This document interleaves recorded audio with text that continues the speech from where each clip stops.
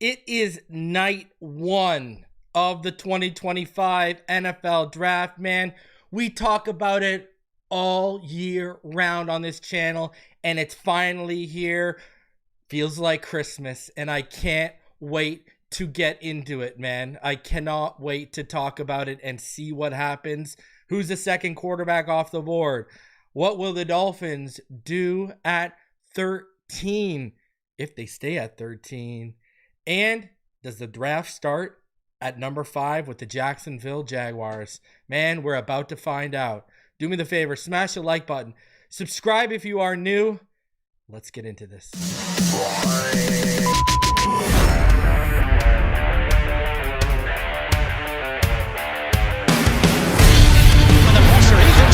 Loses the football. Touchdown! Got it! You have got to be kidding me. Jalen Waddle has a Dolphin touchdown. And he will score! Field down the near side, man open, touchdown!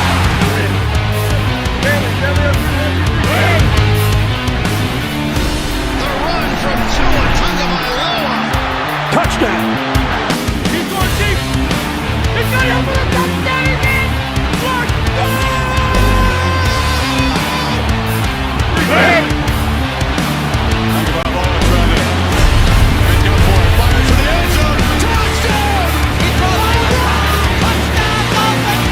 Beautiful day to be a Dolphin fan.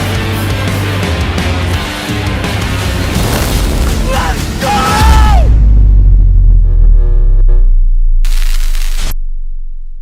What is good, Fin Nation? What's good? It is your boy Reason, and we are back here for another one. You already know what time it is, baby. Whoo, it's draft night. It is draft night, and the Titans are on the clock, baby, but we already know what's happening. Here's some, just to get you caught up right now. Word on the street is the Browns are working on a trade out of pick 2, and a team is moving up for Travis Hunter. All right? So there is a lot going on right now. It's getting real. And apparently, it is going to, the word on the street is it's probably the Jags. They're the ones that are working the hardest to move up, from the sounds of it. Wow. It is, well, I mean, we'll see what's happening. You know, Ian Rappaport reported that the Miami Dolphins are among the teams open to trading back and fielding calls for their first round pick. We know the Broncos are looking to move up. Ben Albright, my boy from over there in Denver Insider, he says, contrary to reports, he doesn't think the Broncos are going to trade up right now. You know, and the thought was maybe they jump the Indianapolis Colts for a Colston Loveland. But yeah, it looks like Jaguars and Browns are working on a deal for the second pick, and it's going to be Travis Hunter. That's what it looks like. So we're going to see what happens. Now, something did come out tonight I want to show you and I want to talk about. All right? We've looked into Tony Pauline's notes here on this channel before, because he is one of the best draft guys around, been in the business for like 20 years, okay? He's good at what he does, all right? Let's just say that. And he had a very interesting little portion of his article dedicated to the Miami Dolphins today. If you didn't get a chance to see it, check this one out. Miami looking to fix multiple roster gaps. This is a vital draft for the Miami Dolphins, who have lost a lot of talent, with several veterans walking out of the door over the past 2 years and creating large holes on the roster. The team was forced to sign 2 starting safeties just this offseason, as both starters from a year ago are no longer on the team, and they have holes to fill on the offensive line. They're also in search of a defensive tackle after not adequately replacing Christian Wilkins, who signed with the Las Vegas Raiders during the 2024 free agency period. Multiple sources tell me the main reason is that Mike McDaniel has rubbed a lot of veterans the wrong way after early success with the team, and they'd rather play elsewhere than stay in Miami at this point. The Dolphins have made the playoffs in year 2 of McDaniel's tenure, finishing with a record of 11-6. They fell to 8-9 last year, and people inside the league tell Tony Pauline that the team has regressed even further. So, hey, Coach Jay, shout out to you, man, and thank you for your service, my friend. So that is what Tony Pauline said regarding Mike McDaniel. Now, excuse me if I don't fall out of my chair, but for all you Patreons and all you channel members, what did I say in my report this week where I talked about draft whispers, but in the segment where I talked about Jalen Ramsey? I've heard Jalen Ramsey's not a huge fan of Mike McDaniel. All right? And in that report that I put out, I heard other players aren't fans of Mike McDaniel. He's not the only one. Listen, I've heard some... Listen, let me get something straight. There's stuff that I have to reword and put out to y'all because I can't tell you exactly what I heard. So I have to dance around what I heard. So I have to reword it. Okay? Trust me, I've heard stuff from offensive players. I've heard stuff regarding offensive veterans and defensive veterans regarding Mike McDaniel. And from multiple people. And from people who are plugged into sources. So, like, I've heard from my people. I've heard from people who are plugged into their people privately. Because some of us talk, etc., etc. It's crazy. Like, I'm telling you. And the backlash I got for posting that. The backlash. Oh, who's Tony Pauline? Well, he's a legit draft insider. Well, what does this have to do with the draft? Well, I know reading is really hard for people, but if you read what he's saying, he's telling you why we are at a place we're at with all these voids and all these holes, and this is why the NFL draft this year is so critical for us. And he's saying one of the main reasons we have, so then when I say that, well, who did we really lose? Okay, well, Calais Campbell kind of showed you what time it was. Teron Armstead was seriously considering playing another year, even after he knew he needed another knee replacement, but he ended up saying, no, I'm good. Jalen Ramsey, from what I've heard, isn't a huge fan. There you go. There you go, right? Deshaun Elliott. You can say what you want, but Deshaun Elliott was playing some of his best ball of his career with us, and he was good with us. And what did he say? Talked about the coaching and the culture. Vic Fangio. It's not even the players. We could tell Vic Fangio wasn't vibing with McDaniel. Hell, you don't even have to listen to me about Jalen Ramsey. Remember Hard Knock, how cringe and awkward it was with how, like, McDaniel was pressing himself on Jalen Ramsey when he got here and stuff? Like, you could tell, like, Jalen was kind of like, I don't know, bro. Tyreek Hill. Look at Tyreek Hill. Tyreek Hill was saying, I just want QB1, man. I just want my quarterback, man. I just want QB1 out there, man. What are you telling you? I can't win with this coach. I'm telling you right then and there, I can't win with this coach. Now, Wilkins got paid. Hunt was lowballed by us, and by the time we put a respectable offer on the table, it was already October. It was like already October-ish, like end of October, early November. And guess what? If I'm that deep into the season, yeah, me and my representation are going to say, let's play the season out. But let's not act like, this is like, listen, and Dolphin fans, man, they just, holy rose-colored glasses, hear no evil, see no evil, speak no evil type of living. Guess what? I told someone in the thread, and I'm going to tell all you, it ain't all sunshine, lollipops, and rainbows in that building right now. That's a fact. And I've told all of y'all, don't think for a second some of these veterans aren't looking at this situation with Tyreek, how he's being protected, how McDaniel went over shore directly to Ross and stuff and said, let's pay Hill like he did with Tua, did the same thing with Tyreek. So you've gone out of your way to make sure you got paid. You've gone out of your way to protect this guy. Well, other guys are looking at you. And there was a report out from Armando saying, Ramsey was asked to take a pay cut. Now, I didn't hear that. And apparently, Armando has since walked back that report. What I had heard was he's over 30. There's no guaranteed money in 2026, 27, and a void year. He wanted some security. He wanted some money. And the asking price, also he believes he's a top premier corner. He's not ready for the full-time transition to safety. And if I am correct, and if I remember correctly, PFF had him ranked as a top 10 corner last year. Now, we all saw it. We all saw the step being behind, et cetera, et cetera. We all saw the step potentially lost. So you're not going to hear pushback. I'm just telling you from his perspective. So that's where that's at. So, I mean, and I told y'all, he ain't playing. I told y'all he's not playing, and then Armando says, yeah, they're not playing another down. I already told y'all this. So Armando I never heard about pay cut. I heard about he wanted some guarantees, and Armando has since walked back that story from earlier. So even the guys in the media can't get it right, all right? But you come over here, you know, go listen to Miami Herald, the Palm Beach Post, or whoever you choose. You come over here to reason, you go and hear the truth, all right? Remember, when Flores was around, how much stuff was I breaking before Barry Jackson and then months later being a Barry Jackson report? Breaking. And guess what I'm telling you right now? You know what's happening right now? Listen to me and listen to me closely. The leaks are starting in Miami. You remember how I would say, you know, it's a lot tighter getting stuff out of Miami under McDaniel than it was under Flores. Well, no longer right now. They are flying it out. It's flying right now, baby. And you know why? Because you're not winning. Because players are unhappy. So, again, it lines up with the veteran stuff. Veterans were the ones that were talking under Flores. What do you think's happening right now? Veterans are talking again.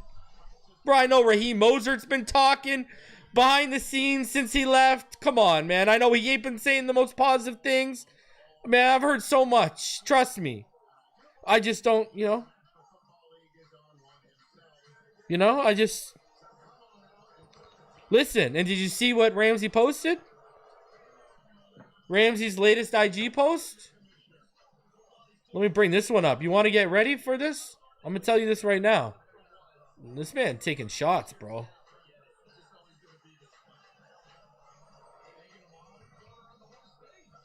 I'm telling you, this man's taking shots right now. I don't know if you guys have seen this yet. All right, let me show you this. Sorry, I'm just getting this. So this is his latest IG post. I don't know if y'all have seen this yet. This is from Jalen Ramsey's IG. Who you surround yourself with matters. If you surround yourself with people who are okay with mediocre, you too will start to be okay with it. Surround yourself with people who desire greatness. I'm just saying, bro.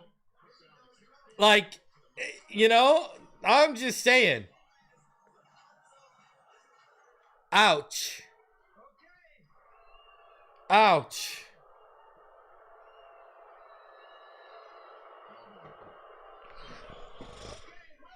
I'm just saying. All right, here we go. Titans are on the clock.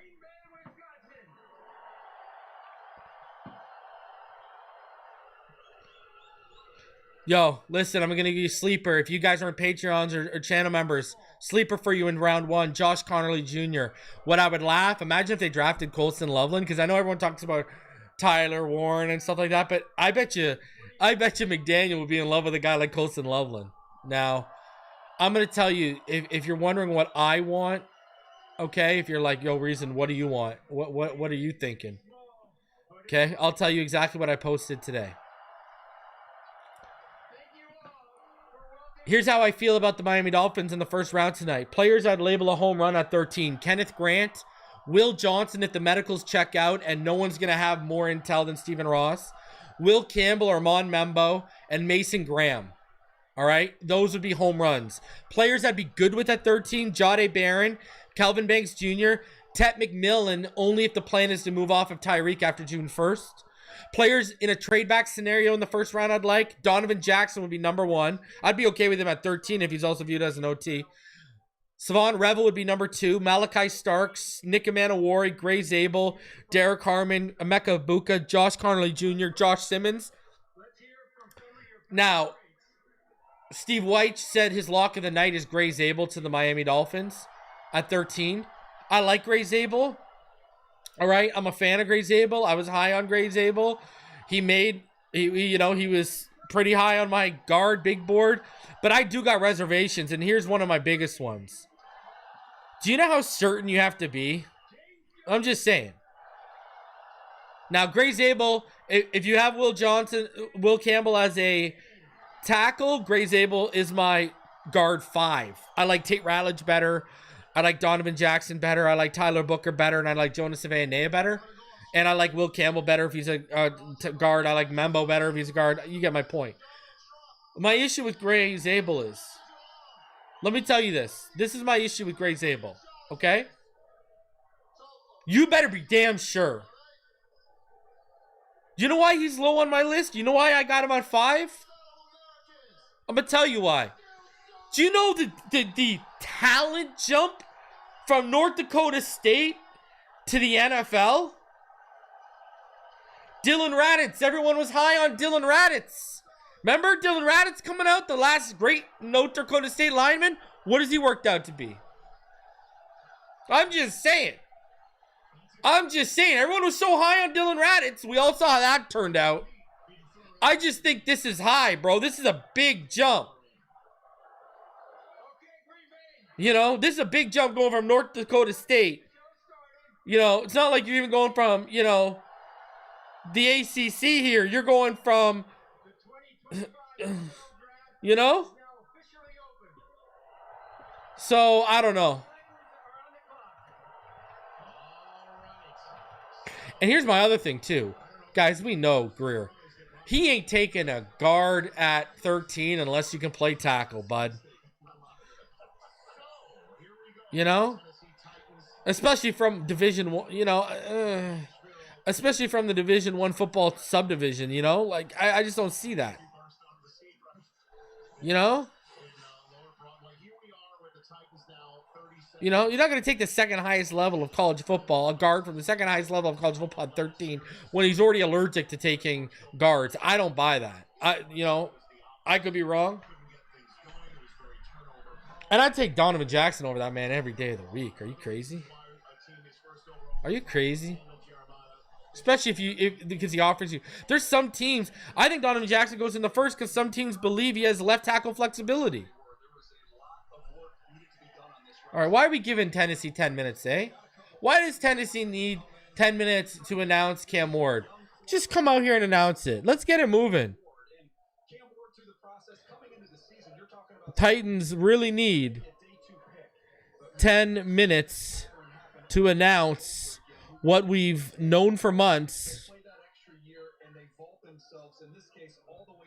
Unbelievable.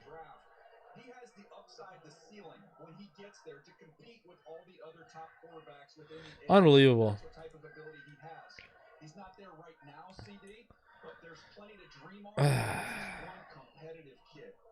Shout out to the homie Kyle. Hey Kyle, I shouted you out yesterday. That's one of my day ones. Kyle Almoney donated 5 Phinside the NFL memberships. Appreciate you. He says, happy draft day, everyone. Happy draft day to you, Kyle. Let's get this pick right. You know, everyone needs to start putting out, oh, you know, Greer can't screw this up. Well,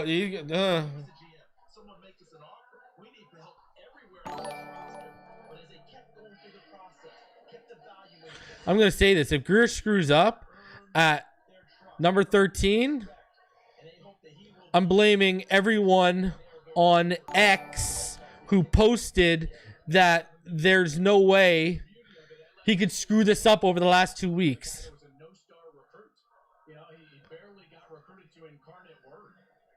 I'm telling you.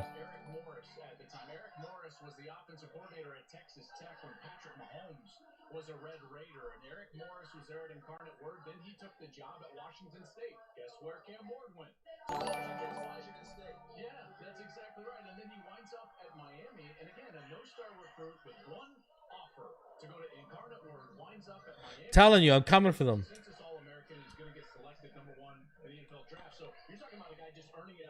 Smash that like button.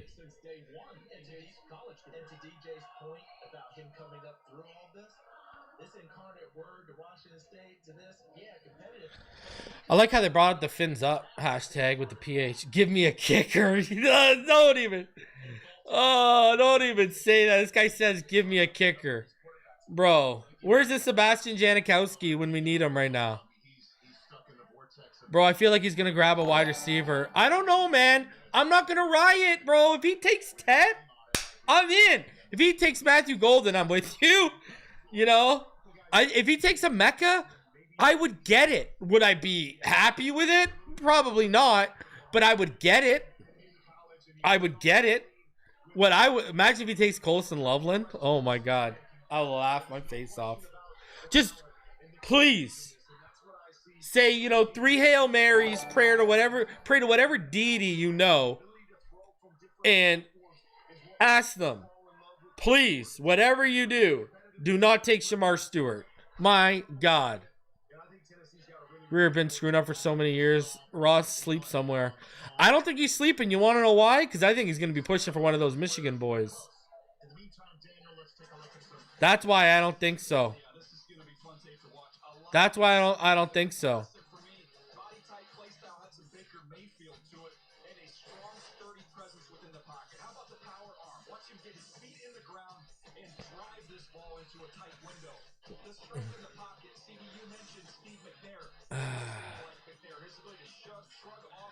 I don't think they're going to go safety that high, bro.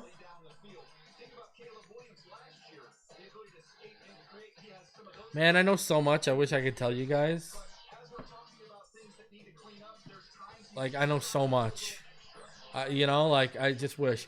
Trust me, I can't wait for my Patreon and channel member update after Walter Nolan and Mike Green get drafted. I just hope they go on day 1 so I can say it really quickly. You know? Like, I'm telling you, reason spill the beans.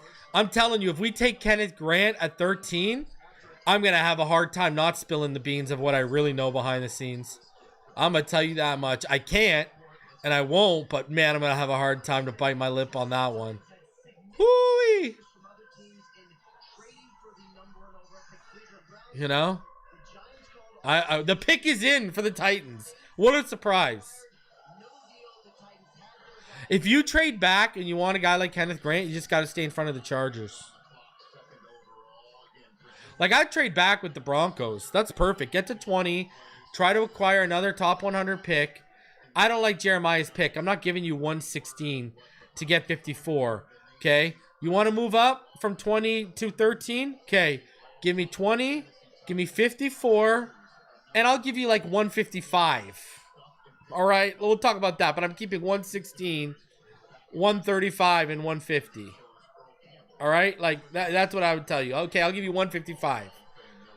You know? I'll give you the 5th. Who do I prefer? Duke. Let me ask you this, Duke. You got to answer me this first before I answer you. Are both healthy? Are their medicals clear? Because if their medical's clear, it's Johnson. And it's not even particularly close. But I think they're going to like Barron, man. Barron can play safety in the slot, out on the corner. Can play in the box if you want him to a little bit. You know? But a sleeper I've been saying why no one, I don't know why no one's picking him, are the 49ers. All right, Cam Ward, you see it below me. Here it comes out. And now we're going to have a trade at number 2, right? I wonder if any commissioner will ever be shared.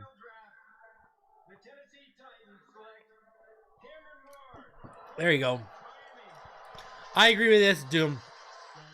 If Ross, this is what I've said, if Ross passes on Johnson, dude, this guy was the best player, let alone corner. This guy was like the best defensive player, maybe one of the best players in college football in 2022 and 2023.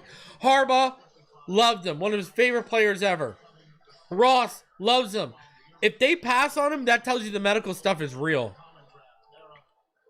Over under, Greer drafts Adam Gase him. Oh my God. Please don't. Here comes Cam. Yeah, I like Martinez. We took him in our mock, me and Doug, yesterday. Browns are trading out. We knew this. Here come the Jags. Jaguars are on the clock. There's a trade, baby. Jags are moving up for Hunter. All right, let's see what they traded. I will tell you right now what they traded for. The Browns have agreed to a blockbuster trade to give Jacksonville the number 2 pick. Cleveland gets number 5 and a massive haul. So we're waiting. Here we go. Here's the trade. The Browns get the 5th overall pick, the 36th pick, the 126th, and a 2026 first round pick. Jags get the second pick, 104 and 200. Holy jeez. So they traded number 5, number 36, number 126, and a first next year to move up 3 spots. Holy jeez.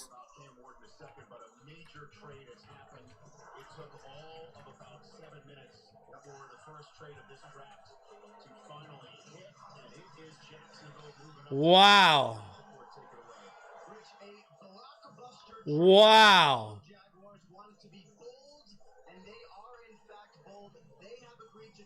That is huge. Wow. That is ridiculous.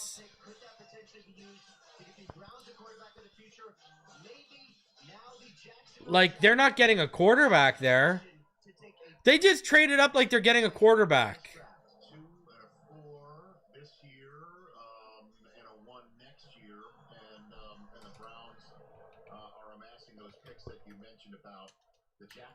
That's the price to trade up for QB2. It sure feels that way.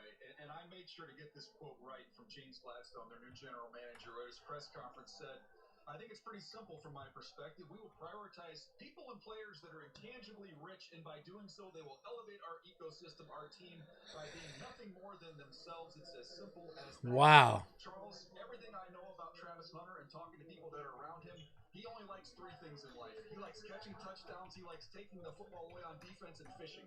That's it. Well, that's part of the ecosystem, right? That's crazy. Ecosystem there. Look, he wants great players. That's what you want in all of this. And he's going to get one in Travis Hunter. Like, wow. That's quite the haul to move back 3 spots. Wow. That's the price to trade up for a quarterback, but they're taking a wide receiver, cornerback more slightly. That's crazy. Wow. There goes everyone's mocks, eh? Right out the window. Jeez. I don't know. That's crazy. I don't know. Am I nuts? Let me put it in the chat. I want to know in the chat. I'm going to start a poll. Okay? Did the Jaguars pay the price to move up for a QB to take Travis Hunter, and is it an overpay? Let me know. Last time a team traded up into the top 2 of a draft for a player not a quarterback was when the Rams traded up for Orlando Pace first. Let me know in the chat. I think that's crazy. NFL draft. So a rare Nick Khan making decisions just like it's AEW over here. That's crazy. The Giants are now on the clock. They know who it is. We're about to hear who it is. So, wow. And nothing changes for the Giants. Business as usual, huh?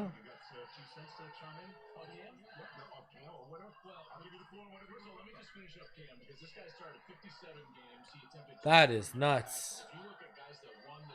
I don't know. I'm not paying that for a lot. Like, I love, you know what do I say about Travis Hunter? Travis Hunter's arguably the smartest player in this draft. But I'm not trading up for a wide receiver cornerback package. I'm sorry. You paid a quarterback. You gave up your first next year? Brother, Trevor Lawrence ain't working out. I hate to be the one. Like, that is... Whoo! For a non-QB, that is absurd. That is nuts, man. Wow. Here we go. Per Adam Schefter, the Giants offered this year's first, next year's first, and multiple other picks in exchange for the number 1 pick.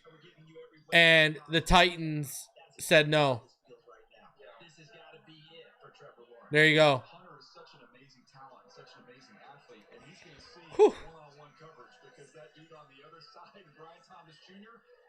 And now you're probably going to have Cleveland. I think someone in the chat said it. Now you got Cleveland can move back, right? Like, again. I could see Cleveland moving back again if someone wants Ashton Jeanty. Or what if Cleveland takes Ashton Jeanty at 5 and then a quarterback? Wow. This looks like they're taking in this quarterback class and saying they want it next year. And if they don't drop down, Kurt Warner may have been on it. Wow. Well, Eric Armstead is the reigning Walter Payton Man of the Year from Jacksonville, and he's flanking the commissioner. While we are here tonight to celebrate the 32 young men entering the NFL, I want to know that. Could the Browns draft Ashton Jeanty at number 5 and move back into the first for a QB and totally reshape that offense? who best represents greatness and compassion both on and off the field and in the community.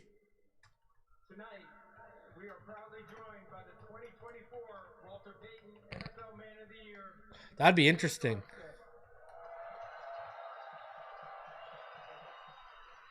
Imagine if the Patriots take him.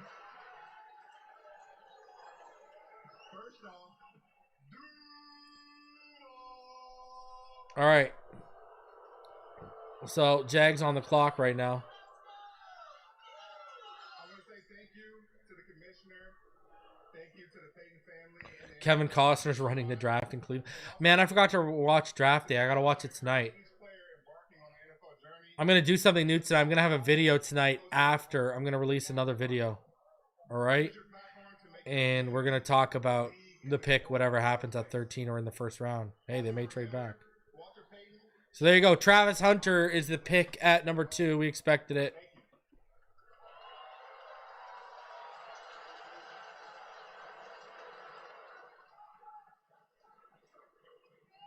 We have a trade. The Cleveland Browns have traded the second pick to the Jacksonville Jaguars. And with the second pick in the 2025 NFL Draft, the Jacksonville Jaguars select Travis Hunter, wide receiver, defensive back from Colorado. Yeah, Cleveland. Peter Schrager just tweeted out Cleveland might not be done either. Thought around the league is if you're taking Carter or Hunter, might as well keep compiling picks unless there's someone else you love. My intel is that the phone lines are still open. Jaguars are expected to play their first-round draft pick, Travis Hunter, on offense and defense. They will onboard him by giving him a heavy dose of the wide receiver position while still playing him at his more natural position on defense. So there you go. They're gonna play him on both sides. Wow.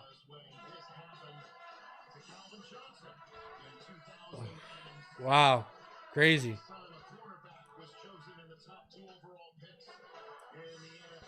Look at this.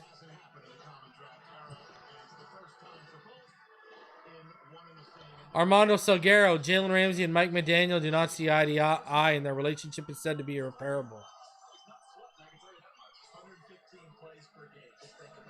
Wow.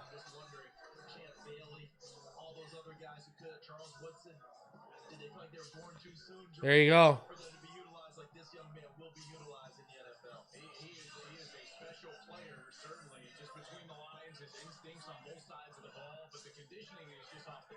Wow, look at this. Wow, for all you Dolphin fans. I didn't even read this part, but check this out. Again, verifying exactly what I said. I've since been in contact with another source who's more intimately familiar with the situation, has a different story. I've confirmed the version of the facts, and I'm going to share you with those now. The issue between the Dolphins and Ramsey is not monetary. The source tells me the reason that Ramsey and the Dolphins have agreed to part ways is because the player and head coach Mike McDaniel do not see eye to eye.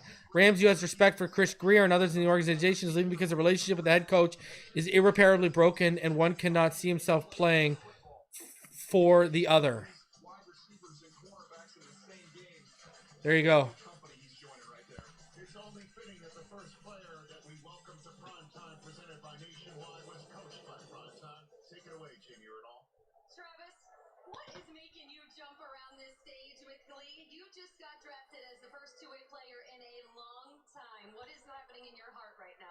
Again, go to my Patreon. I'll tell you exactly what I said on my Patreon.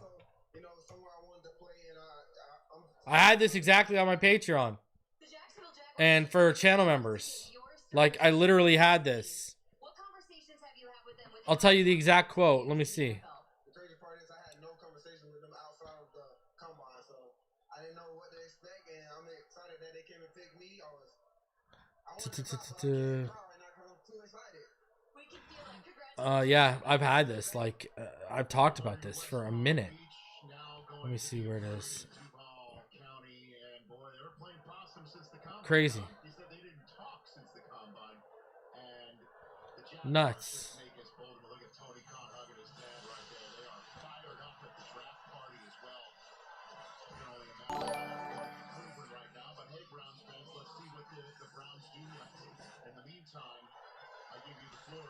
Crazy. There you go. Unbelievable.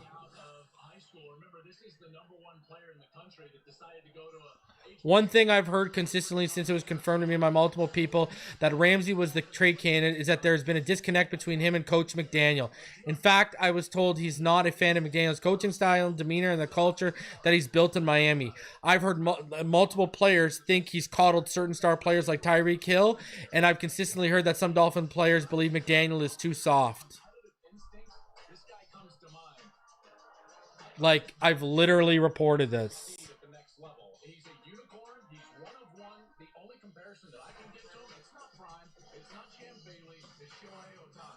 Like, I literally said this. Look, my background's in scouting. I'd love to throw a bunch of fancy terms about him. Sometimes you got to make it simple. If you want to go out to recess, he's the first pick. Crazy. And that was from what? 9 days ago. Nuts.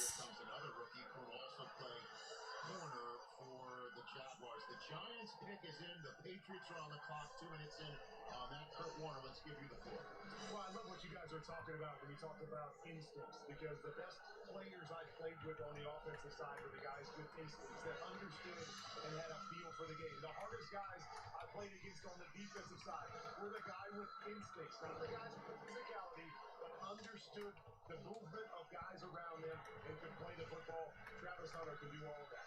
The Giants are celebrating their selection in this draft. There's Steve Tisch, John Mara, the coach, Brian Daboll, Joe Shane, GM, and a very interesting jacket. I like it right there. Sorry, is that in honor of Wink Martindale? I don't know what that is. Here's the commissioner. 2025 NFL Draft. The New York Giants select Abdul Carter. There you go, Abdul Carter, number 3. So the first spot would have gone to Shedeur Sanders, and the expected does go as expected to a dynamic Penn State Nittany Lion. Abdul Carter, he is now going to Broadway. Brian Burns and Kayvon Thibodeau and the rest of that terrific defensive line. Usually when the Crazy. somebody in the draft room a quick grip move, that means that they've just taken a pass rusher that he's very excited about. Abdul Carter, to me, there's two big-time elite players, whatever order you have them, between Hunter and Carter, those are the guys. Big-time burst off the line of scrimmage. He just reminds me a little bit of Von Miller, the way he can bend and the speed that he has off the line. These are early wins where you see tackles like this one at USC not even get a hand on him, and then he's able to turn that short corner. That quick first step, again, these are early, quick wins for Abdul Carter. He used to be an off-the-ball linebacker. You wanted to play off the ball, no problem. He can range laterally sideline to sideline. That's crazy. That's bad, man. Tells you everything you need to know. Tells you everything you need to know. It's not good in Miami. All right, here we go. I don't think Sanders goes to the Jets. I think the Jets are taking a tackle or Tyler Warren. This is where we're going to find out. I expect Will Campbell to go right here at 4. Right? Now the draft gets interesting. It still really does start at 5. You know? Like, that hasn't changed. This is a big-time move for them. And by the way, Rich, you're from New York. Is it not baked in? I know you're a Jets guy. Is it not baked in the DNA of Giants fans that can't defense? That's a big deal. Crazy. Massive trade. The Giants have done it in the past. Abdul Carter helps get them there. Giants fans enjoying that pick. It's the 7th Penn State player selected in the top three. The Giants have taken the last two. Saquon Barkley in 2018, and then Abdul Carter joining a fellow City guy in the NFC East. Well, he had 11 from day one at Penn State. James Franklin knew what he had when he came in as a true freshman. He gave him that number, which means everything on that side of the football there at State College. And I'll tell you, I think he's going to be a great Giant. He's going to be disruptive. He only played 1 year, guys, on the edge, and he was that disruptive behind the line of scrimmage. He's only going to develop in terms of his pass rushing moves and the way that he can get after the quarterback. I think he's an elite player. He could have a Micah Parsons-like impact. I really do. I think he could have that in the NFL. I also want to go back to when the season ended and we saw the official draft order. We looked at those two teams at 2 and 3, Cleveland and the Giants, as quarterback-needy teams. Would they go quarterbacks? So far, we've seen one trade and we've seen one pass rusher. So we'll see as we get to the rest of these quarterback teams, something to follow as we go through. Are we going to see another one? Are we going to see two? That's going to be something to keep an eye on. Do we think New England is disappointed that these two are off the board? Did they hope that a quarterback would somehow go before them so they could select either Travis or Abdul? Probably. Well, they didn't trade out. The pick is in, and the Browns are on the clock for the second time tonight. We're barely a half an hour into this draft. All right, here we go. Joining us, Pick is in, apparently, for the New England Patriots. Smash that like button. Subscribe if you're new. Let's go. The Cleveland Browns wound up coughing up another selection in this draft too. Jacksonville. Yeah, I think it's going to be Campbell, right? It's going to be Will Campbell for sure. Move up and select Travis Hunter. Jamie Erdahl is on the stage with Abdul Carter. Abdul, you are born and raised in Philadelphia. You are wearing a New York Giants hat now. What does that tell you about your football future and the commitment the New York City market has made to you? Yeah, I love it. I appreciate New York. They're getting everything out of me. I'm thankful to be here. I'm thankful to have this opportunity. In what ways are you going to make this Giants defense incredible? Just being myself, just being incredible. That's what I am. That's what I do. That's what I've been doing my whole life in New York. I'm coming. Y'all going to get the best out of me. Got a great smile, Abdul. Thank you. Thank you. Congratulations to him, and congratulations to the Jacksonville Jaguars. This may be one of their best draft nights in recent memory. They make the big splash, and we're going to break for the first time on a team other than Jacksonville. See, it's not you, it's us, is basically what we're saying. Verizon Small Business Days are back. Our experts? Welcome in. Closer than you think. Yes, great. Nice surprise, huh? Ready to help. Serving up deals, advice, wherever you are. Even on the job. Hey. Hi. And making sure all your tech Let's take a look. is good. Man, people are really in denial about someone wanting to stay somewhere else. Like, about this, people wanting to play somewhere else. It's crazy.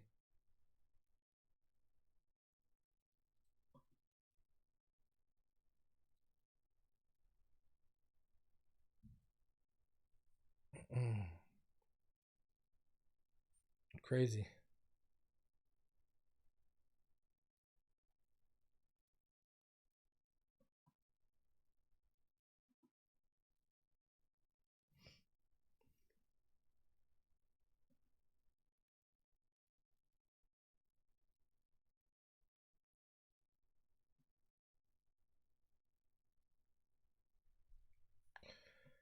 All right.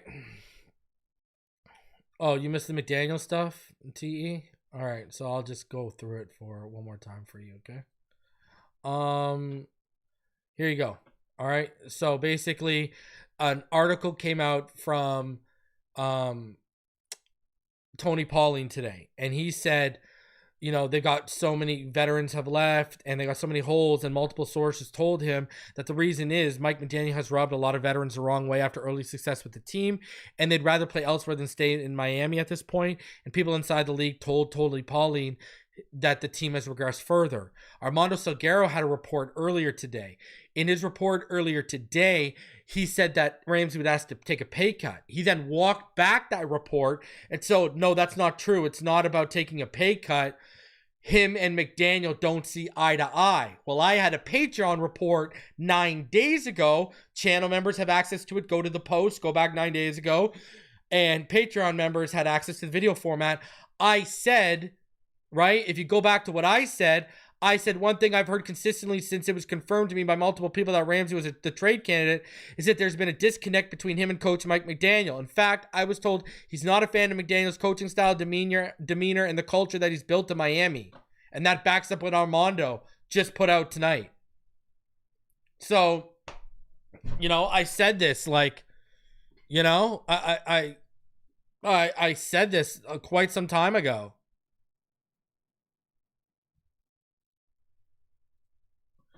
You know?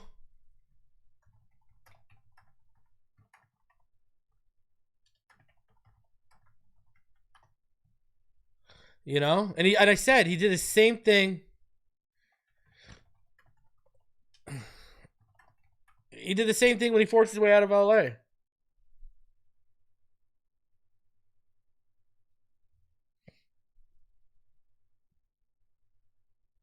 You know?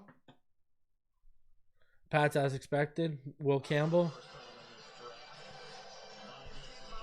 here's the 4th overall pick to be announced by the commissioner as the 6th overall pick is in the process of being made in Vegas.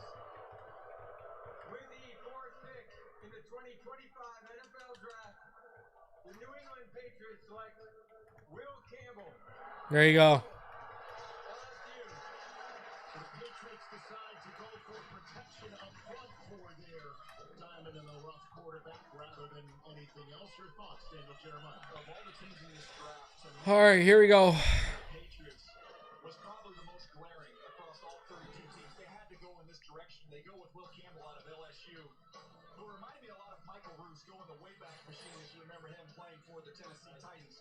Very smooth. He's played a lot of football. He started as soon as he got on campus there at LSU. When guys get into him, he does have a firm base. He can recover as well. The temperament to finish is outstanding. You see that here in the run game as he's able to displace defenders and create a lot of movement there at the point of attack. Much was made about the arm length. Does he need a So what are we doing at 5? We going Mason Graham? but in an absolute worst case scenario, you've got yourself a Pro Bowl caliber guard down the road. Okay, see, this is what you guys are not getting, right?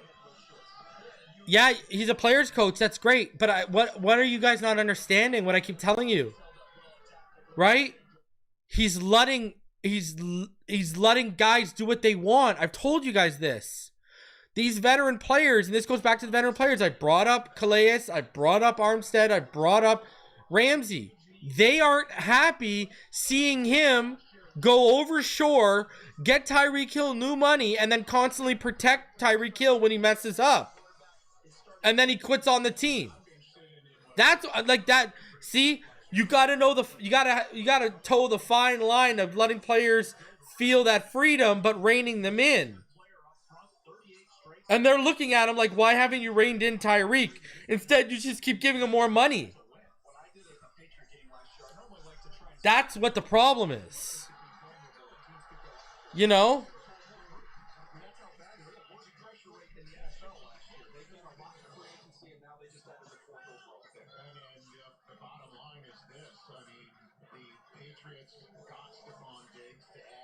So I'm just trying to keep it $150 here with you guys. You know?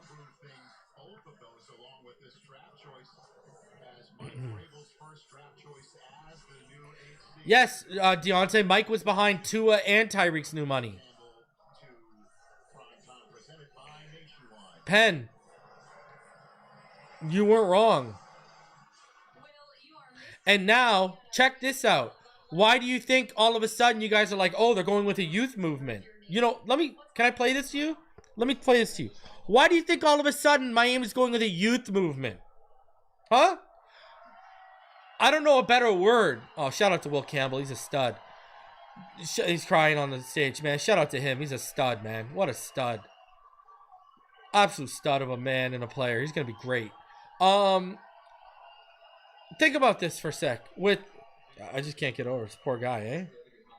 You know, like, this is all starting to come together. This is all starting to make sense. Someone remind me what I was saying, because Will Campbell made me lose my thought process, and I know I was gearing up to make a really good point. I'm gonna fight and die to protect them with everything I got. He's crying because he has to play for the Pats. Oh, yeah, the youth movement. So this is why, you know, everyone's saying youth movement, youth movement. Do you know why they're going to a youth movement? I'm going to tell you now. You know why they're going to a youth movement? And I don't know a better word. Okay? Mike nailed it. Yeah. I don't know a better word. So I don't mean this in, I just understand what I'm saying here. I don't know a better word.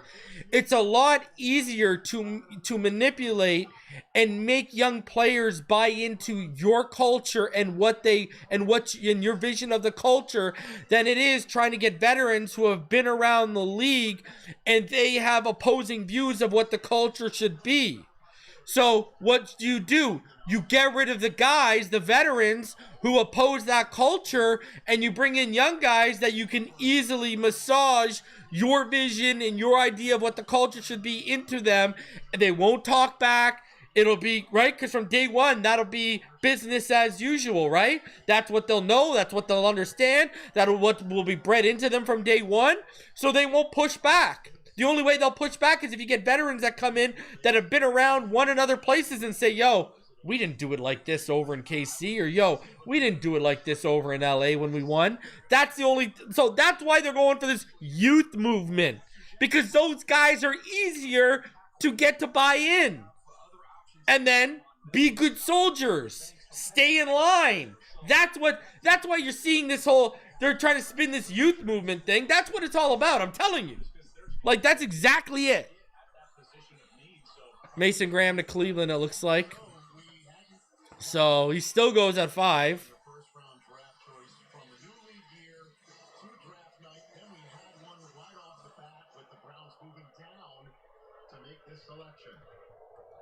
With the 5th pick in the 2025 NFL Draft, the Cleveland Browns select Mason Graham. There you go. Defensive tackle, Michigan. Browns fans, welcoming a Wolverine to the mix. It's Mason Graham. I like Graham. I like him. I think he's got a little overhyped to him. All this talk about, all this Mason Graham sliding talk, only for the Browns to take him at number 5 after trading him back. Carolina's fielding calls about number 8.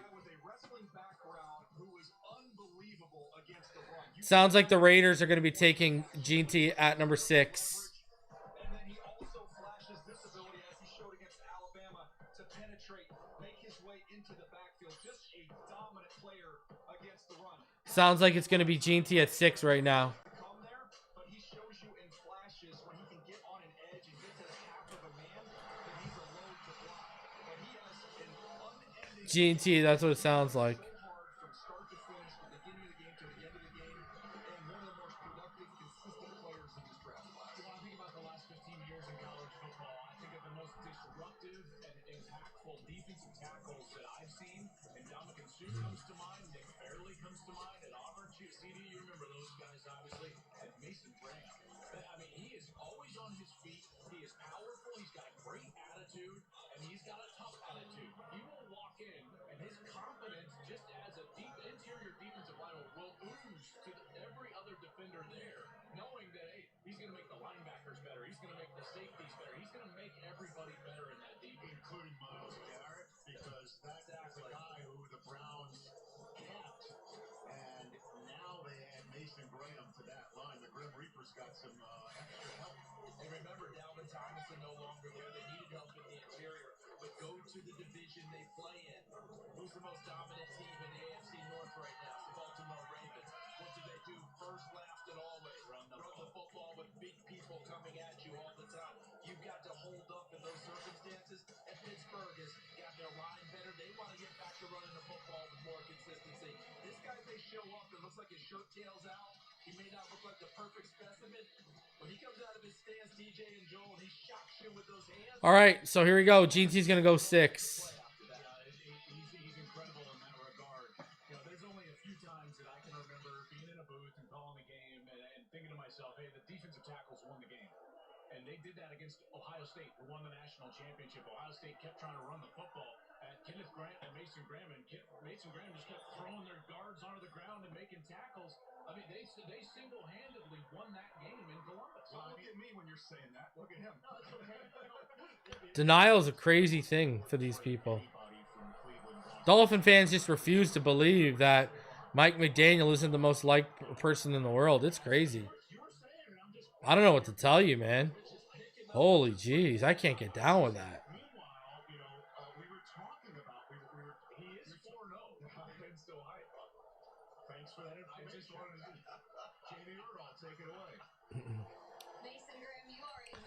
All right, we're still talking about Mason Graham. We already know what the next pick is here. It's gonna be the well, it's gonna be Gene T.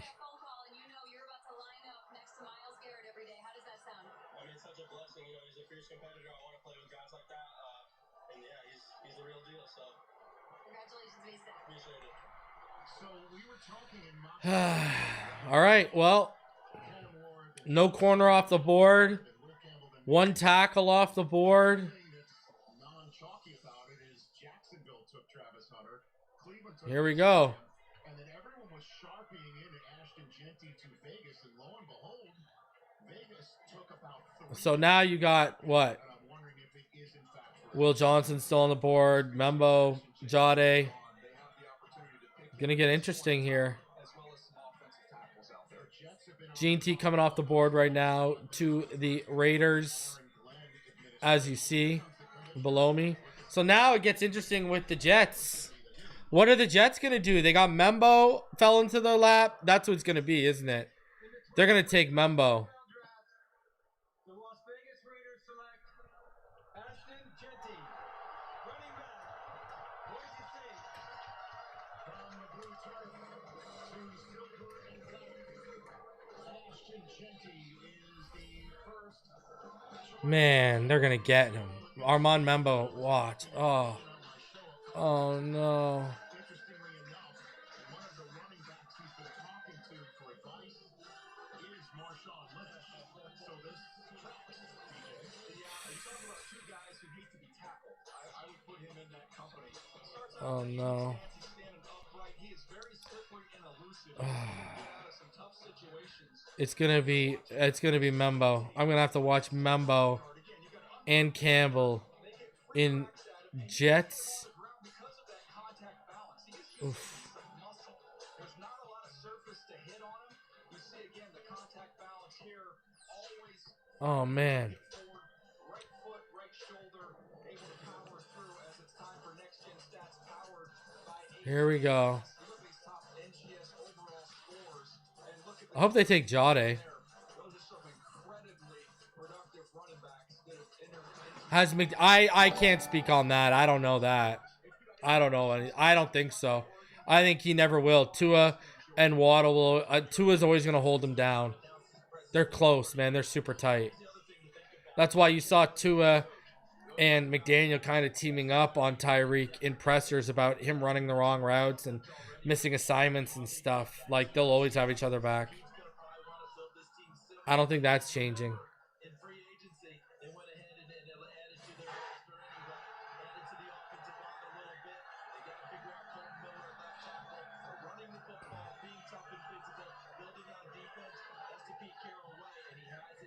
All right.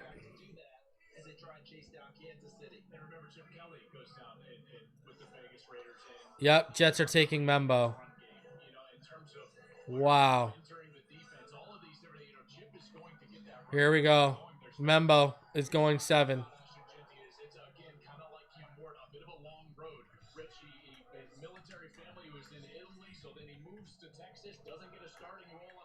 Huh. To watch I have to watch Will Campbell in a Patriots uniform and now my favorite tackle of the class, Armand Membo, in a Jets jersey, while Miami and Greer still try to make Eichenberg work.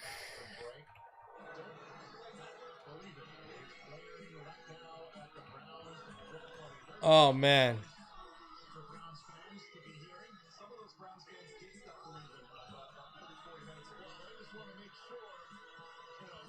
Unbelievable.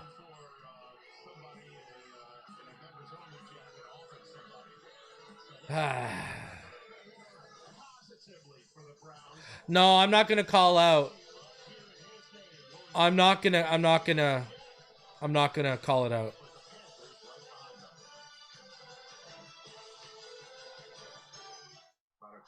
I'm not gonna spoil it.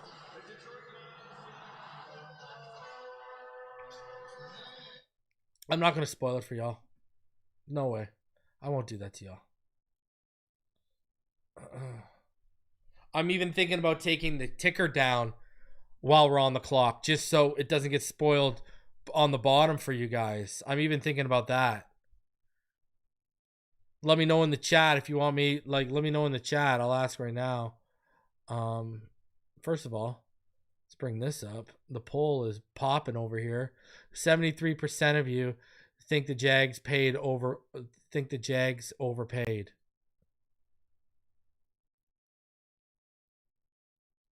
Yeah, see, because people like that. So I'll ask right now. All right, I'll start it right now. Hold on. Do you want me to take the draft ticker down when Miami is on the clock to avoid spoilers? I can even turn the chat off too for that period. Really? If you want it, you know what I mean? I could really go that hard.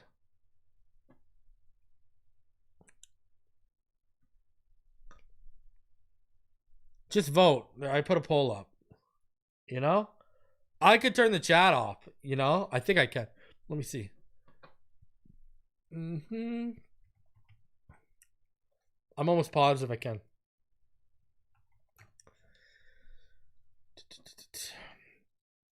I mean, if you really want me to get that hardcore.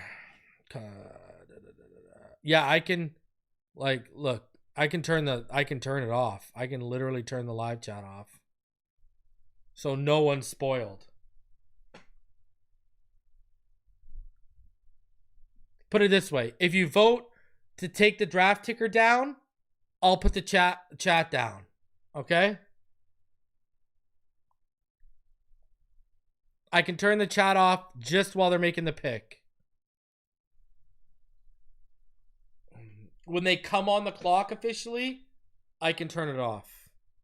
And that'll totally avoid spoilers, and we can all enjoy it together, and I'll turn it on as soon as they make the pick. You'll hear the TV. I'll turn the TV up so you can hear the pick. And when the pick happens, I'll turn everything back on.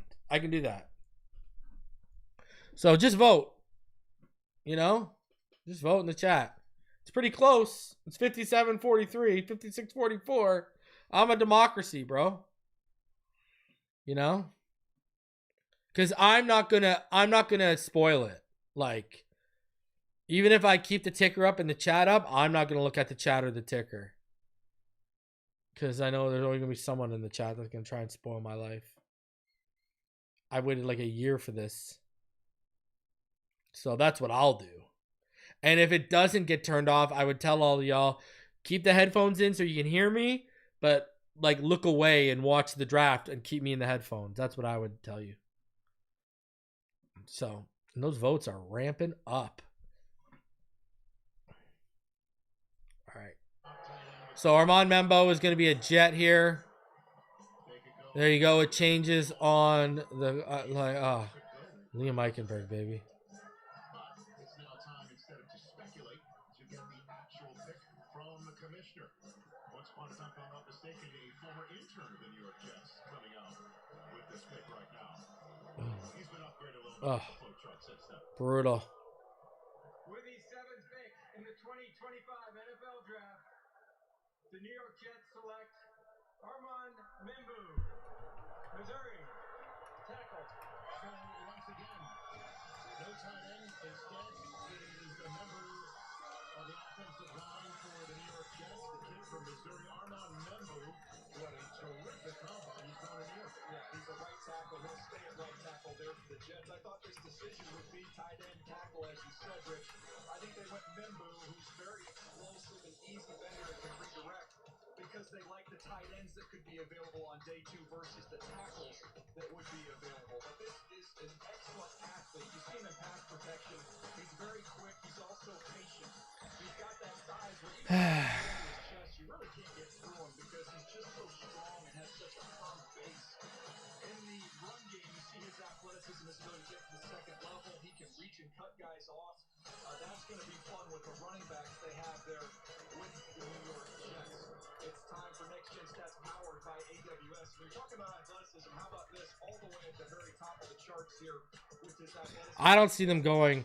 Someone said, oh, maybe Warren falls to them. I doubt they would take tight end. And if they would, I think they would actually might take a guy like Colston Loveland. But now a tight end might not get past the, I don't know. It's interesting here. The pick is in for the Carolina Panthers.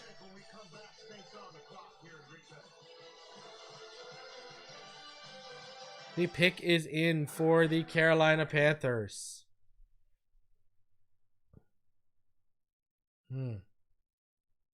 Interesting.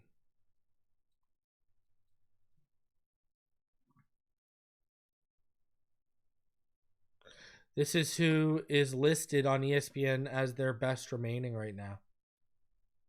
From where we are right now. So they got Jalen Walker at number 1. Tyler Warren, Colston Loveland. Membo's gone. Let me reload this. He's gone. Yeah, he's gone. Yeah, so this is what they got. Listen, I don't know if you guys saw the mocks yesterday, but Daniel Jeremiah, a lot of the mocks. Okay, so Daniel Jeremiah, his mock came out, and so did the number 2 most accurate mocker amongst every journalist who submitted last year. And they had Walter Nolan, Mike Green, and Will Johnson all dropping to the 2nd.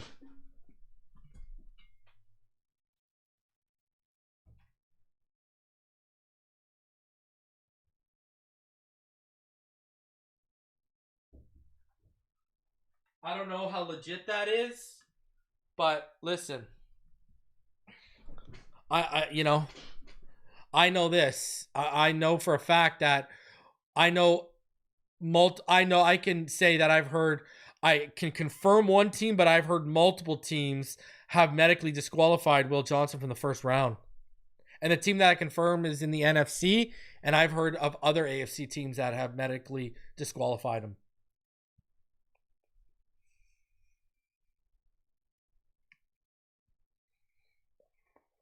We don't have access to the medicals. I'll tell you right now, this is who I don't want. I don't want Shamar Stewart. No. Please no.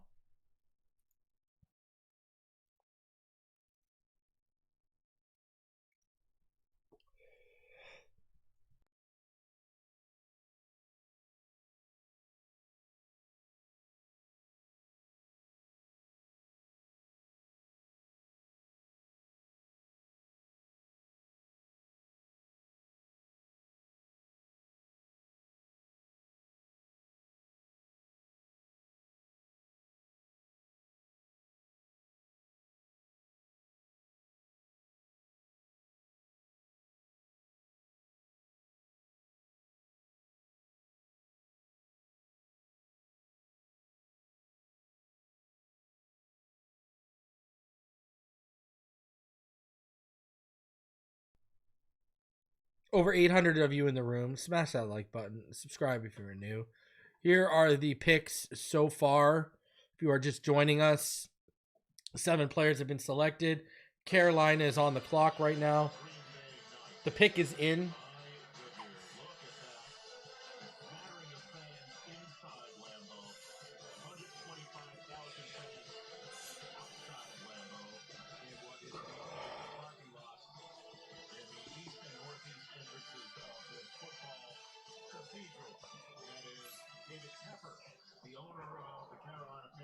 All right. What do we got here?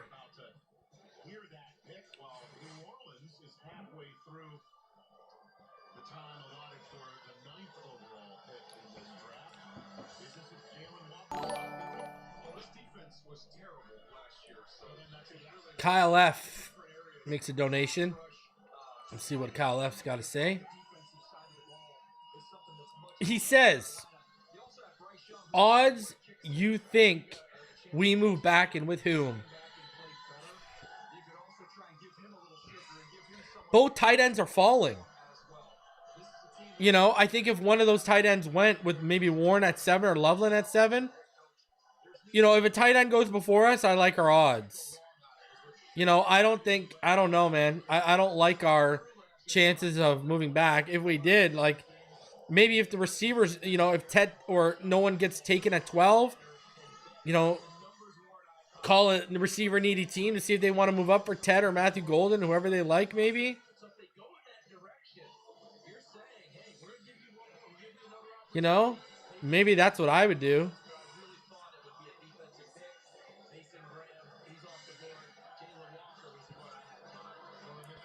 So there you go. I got that right. The Panthers took Ted McMillan at number 8. I had that in my mock. Think about it. I had Cam Ward, Travis Hunter, Will Campbell. I just got Gene T and Mason Graham wrong, but didn't I have Membo at 7? And I had Ted. I knew that would happen.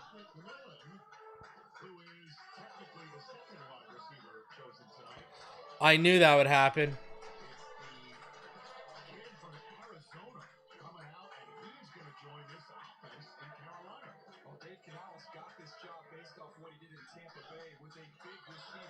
I knew that is what they would. I knew that would be the move. So he goes out and gets one as a head coach and gets Ted McMillan, who is very long and rangy. Kind of remind me a little bit of Drake London in some instances. Watch him go up and get the ball. That length, he plays above the rim. Think about Bryce down there in the red zone. Just throw it up with tremendous touch, which he can do. He can go get it. How about the special one-handed catch here against Colorado? You know, I'm a fan of the Ted McMillan pick. I'm not gonna lie. Makes sense. I told y'all he was going top 10. This discussion of him sliding was nuts.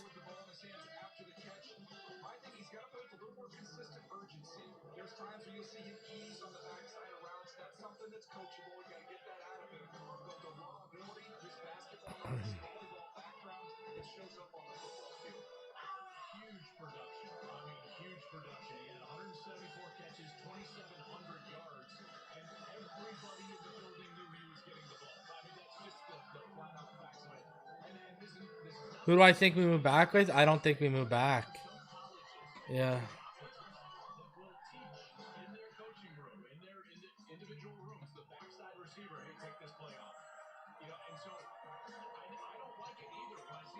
All right, they're on the clock. Let's see what we got here.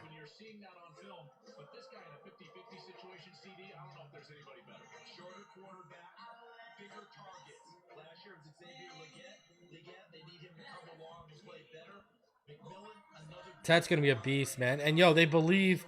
That's the thing, right? Like, they believe in Bryce again, I think, over there. Right? Like, that's what I think, too. I think they believe in him again. That benching worked out. Like, let's be real here, right? That benching worked out. So, I think they believe in him again.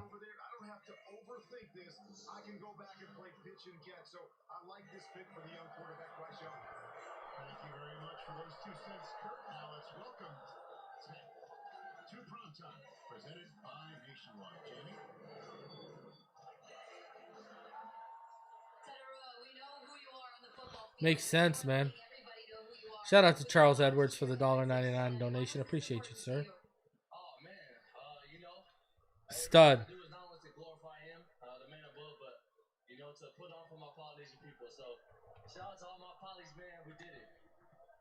Ted's gonna be a beast, man. I'm telling you.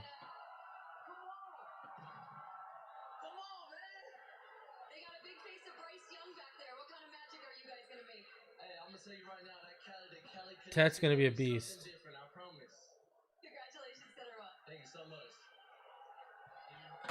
Yeah, man. I can't wait to see what he does. I had that in my mock.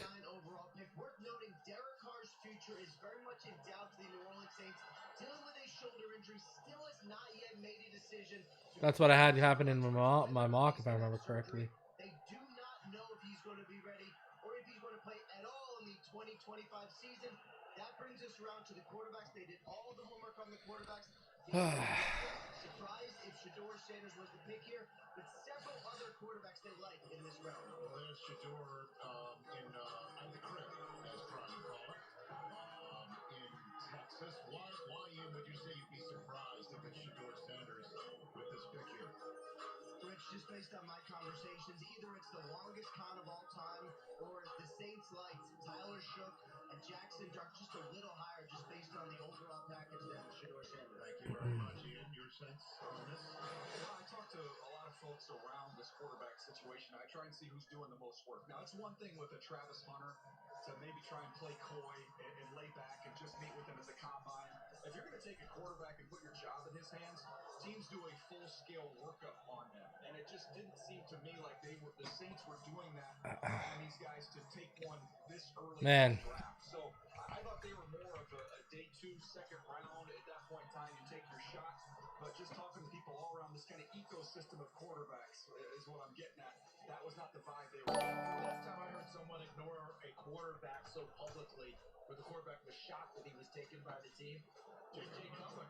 When Mike Shanahan ordered his people to stay away, he did all the work up on his own, and then they took him as a surprise. Well, Bears are 4 and change into their allotted time for the 10th overall pick. Here's the commissioner with the. It's been a long time. I should have left you, EPMD. Yeah. Jahdae Barron. That's who you think the pick is? With the 9th pick in the 2025 NFL Draft, the New Orleans Saints select Kelvin Banks Jr., tackle, Texas. Wow. So we go offensive line. DJ, your thoughts? Well, I thought these tackles would come off the board quick because there's not a lot of them that you can count on to come in and start and play right away. Last year, the Saints got Talisi Fuaga to handle one tackle spot. Now they get the other one taken care of. Think about Kellen Moore winning the Super Bowl. Tyler Booker? I don't think it's going to be Tyler Booker. The Philadelphia Eagles. I don't think it's going to be Tyler Booker at all. With tackle, we'll see which quarterback they're protecting down the road here and see what that looks like. Yeah, I don't think it's going to be Tyler Booker, man. Not surprised to me that's the direction they went. Notice they said tackle, right? Not guard, because they're talking about it kicking inside the guard. DJ, take it away from here. Yeah, very balanced in pass protection. Really, just the Georgia games were the ones where he struggled. The rest of the tape is pretty consistent. He's a fluid mover. Here he is in that Georgia game, showing you some of those redirection skills that he possesses. He's big. He's got those broad shoulders in the run game. He can get that initial movement. Want to see him stay connected and stay attached a little bit more. But the athleticism getting up to the second level takes those good angles to get up to those linebackers. Here's the pop of some of that physicality that he's got inside. I want to see more of that continue to develop in his game, guys. But the tackles, the run was early. That was expected, and that was chalk. Fuaga last year. Now he goes in and probably play right tackle instead of Trevor Penning. And Joel, in that division, the Tampa Bay Buccaneers are pressure off the edges. That meets the need right there. Listen, Kelvin Banks Jr., he's a guy, Sark raves about this guy. When I would talk to Steve Sarkisian, the head coach at Texas, about Kelvin Banks, he would say if everybody on our team took care of their business like Kelvin did, we would be good to go. So he's a great locker room guy, and now the wait is on for Shedeur, who we just saw on our screens. So the pick is in right now. Who went 10?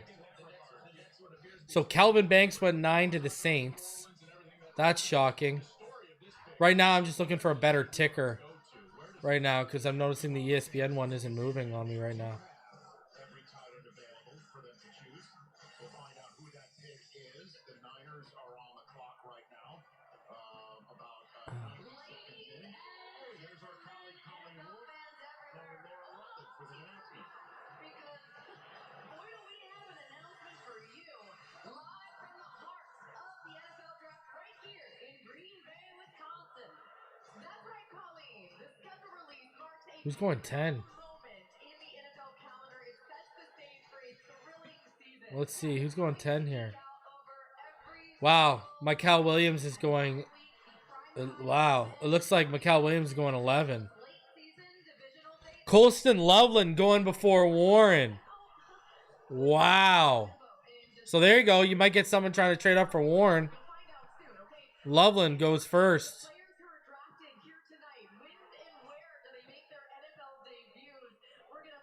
That's crazy.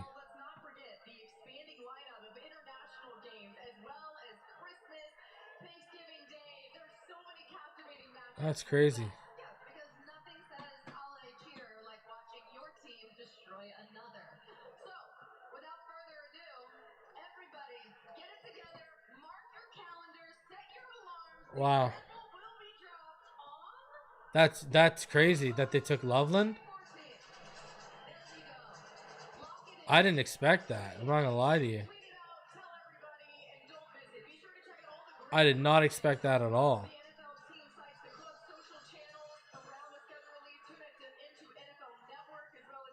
Full coverage of the thrilling 2025 matchup. Bayport team's just around the corner. I know. It's basically here at this point. Guys, get ready and buckle up for the greatest season of your lives. How do we move on? Let Tyreek go. Fire Mike. I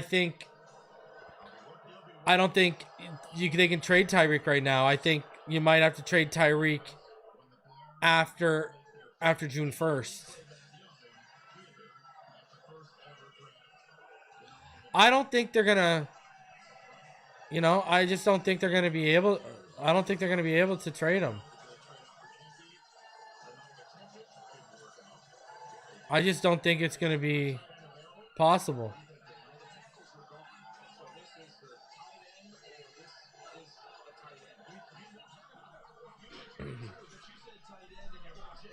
I just don't think it's going to be possible. I don't think they're going to be able to move him.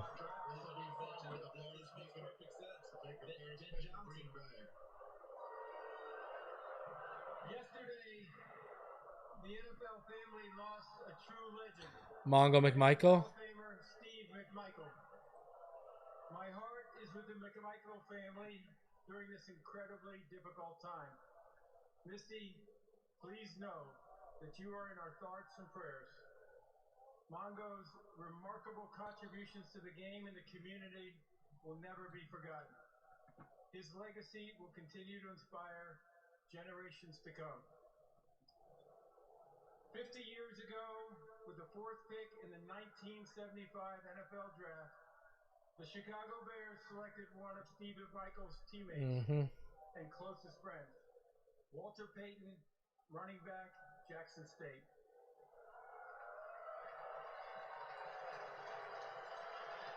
Walter would go on to rush for nearly 17,000 yards. I don't know.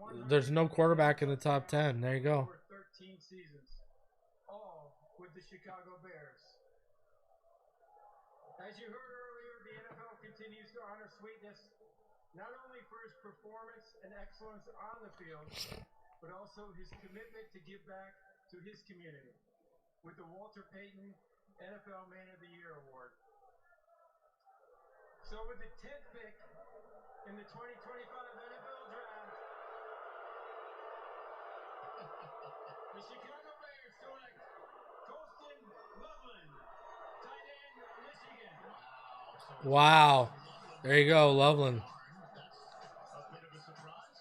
I have them right next to each other on my list, so they're both excellent. That's crazy. He's a smooth mover. Kind of remind me a little bit of Mark Andrews, but quite honestly, you could put Sam Laporta on that list, who Ben Johnson had coached. That's crazy. Sudden mover, he creates separation down the field with his routes.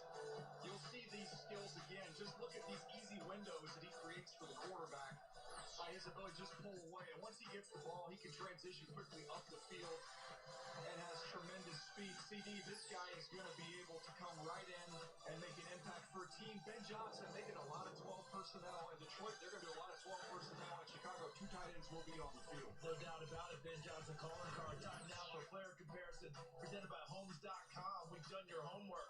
And I mentioned in our pregame show, this is my favorite player in the draft. I love Colston Loveland. Everything about him. I comped him to Tyler Eifert. Before injuries, Eifert 2015, 13 touchdown catches, and was unstoppable in the red zone. You notice the ability to split out, run routes, beat people one-on-one. We saw it from Eifert. We're seeing the same thing from Loveland. Look at him won this wheel route against Illinois in those old school red Creighton's uniforms in that big game. Look at him go up and catch the football there. Watch him get inside and suddenness and breaking away, Joel Klatt. You got to see this guy play. You saw a lot of his games. Just think if he had consistent quarterbacking play this last year at Michigan, it would have been dynamite. He produced with substandard. Yeah, the Catches this year, the most he had. He missed 4 games. He is a great player. He's unassuming. He works hard. He's terrific in the locker room. And one of the things I love about Colson Loveland is he can create his own space. That's not always the case for tight ends. He runs very clean routes, and then you can put him anywhere on the field. You want to line him up, singled up on the outside? Great. He can win one-on-one. You want to line him up in 12 personnel as a double tight end and have him block back on power? Great. He played for Jim Harbaugh. He can do that. So he's a versatile guy that's going to help this offense do exactly what they were able to do for Ben Johnson in Detroit. Caleb Williams has got some easy completions. So kudos to the Packers fans again, booing the Bears, then being quite respectful when we were remembering Stephen Conklin with Arthur Payton. And then 1 second later, as soon as it's over. And guess what? The boos will continue because next it's the 49ers and then the Dallas Cowboys. And with the Packers really started it like pretty much either. Dolphins and Colts right behind that. Here from Green Bay. all right, here we go. This is where we're at right now. Let me fix this. You're gonna see some serious.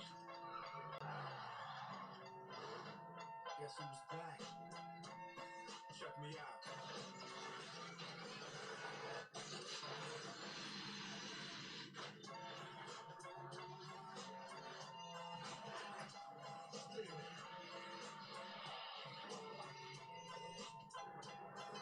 The best tires in the world have Goodyear written all over them. Still the beats bang, still doing my thing. Since I left, ain't too much change.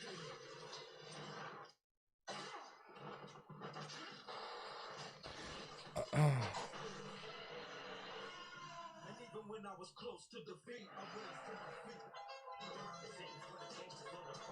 That's gonna get me demonetized, huh? All right, let me figure this out. My ticker is bugging me right now.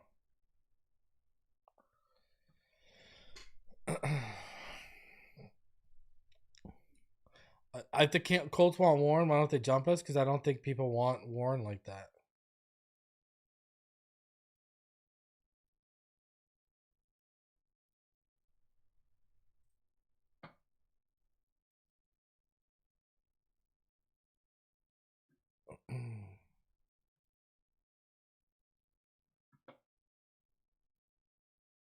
Number 11, we already know what 11 is. 11's going to be the Niners. And they took Michael Williams.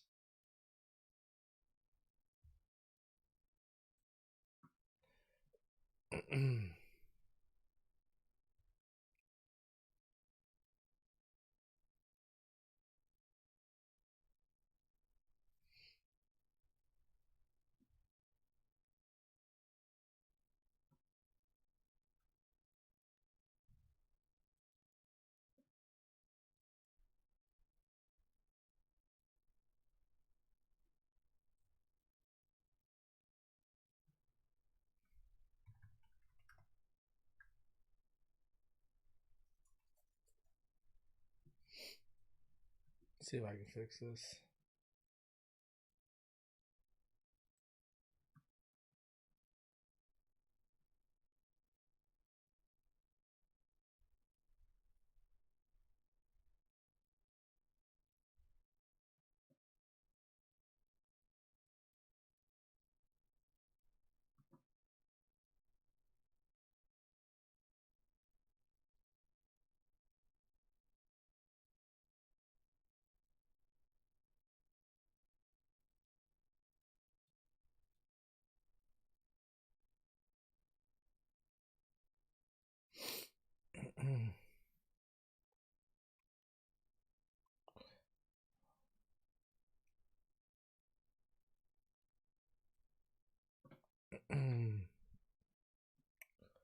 Appreciate you, great one. Let's go. Pick us in. Cowboys could have Kyle Warren drop them at 12 if they so choose. There you go. Cowboys need a tight end too. There you go. Tyler Warren makes sense. The Niners are clapping for one would think. Another player there is the general manager, John Lynch, with Jed York behind him, celebrating the latest San Francisco 49er 11th overall. Daniel, your thoughts? Well, this is an important draft for them. I mean, you look at all the losses they had over the offseason. They need to nail this draft. For the moment, let's send things to the stage. Please direct your attention to the main stage video screen for a special message from United States service members stationed at Yokota Air Base in Japan. Hello from United States Forces Japan. I'm Sergeant Mitchell Johnson. I'm here with service members from the United States Army, Marine Corps, and Navy. We're proud to announce that this year we're celebrating our 250th anniversary. We're grateful for the opportunity to partner with the NFL Salute to Service and the USO in introducing the San Francisco 49ers I got an idea. 2025 draft pick. With the San Let's fix Francisco this. 49ers draft pick, back to you in Green Bay. Alright. Put that there. So here comes the commissioner now with that pick.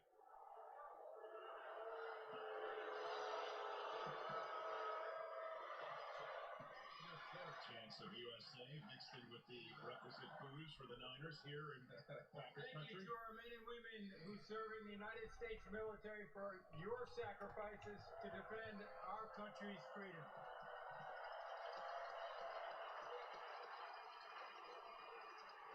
With the 11th pick in the 2025 NFL Draft, the San Francisco 49ers select Michael Williams. Oh, there it is. Georgia. Daniel? Yeah, Nick Bosa gets Bear around with me, I got you. opposite side there. Leonard Floyd is gone. He departed in free agency. They also lost Hargrave, the defensive tackle. So they needed to invest, I thought, either in the offensive line or the defensive line. And in Michael Williams, they get someone who, if he'd been healthy through the entire year and through the process, I don't know that he would have even got to them here with the 11th overall pick.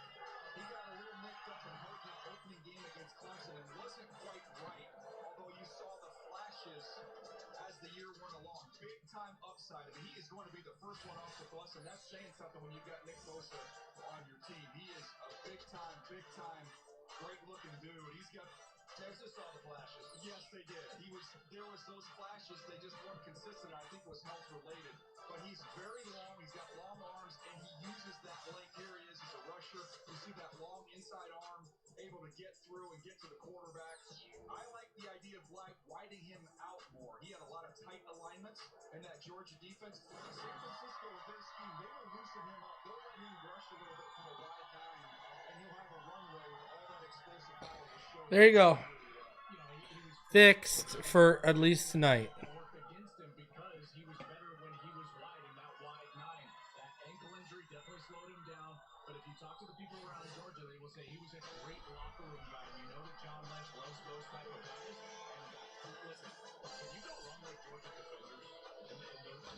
All right, there you go. We fixed that issue. Having lost Greenlaw and Hufanga to the Broncos in free agency, they a piece up front, an edge rusher for Robert Saleh, who's the defensive coordinator again. All right, so here we go. Jerry Jones took his time. They were the first team to take it under. We are about to be on the clock. Pick is in for Dallas. Where are we at with all of your voting? Your voting is 60% yes. All right, so I did all of that for nothing. I hate all of you right now.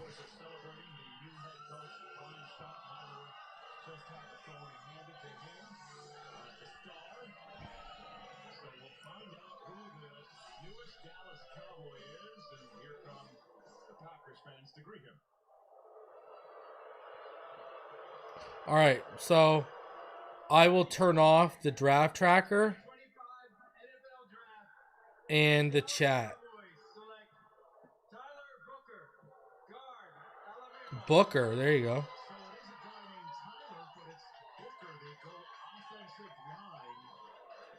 Can I jump in real quick? Charles Davis. Earlier tonight, our colleague, Kurt Warner, talked about the Cowboys being intriguing. What's going to happen with their draft? And what did Kurt fall back on at the end?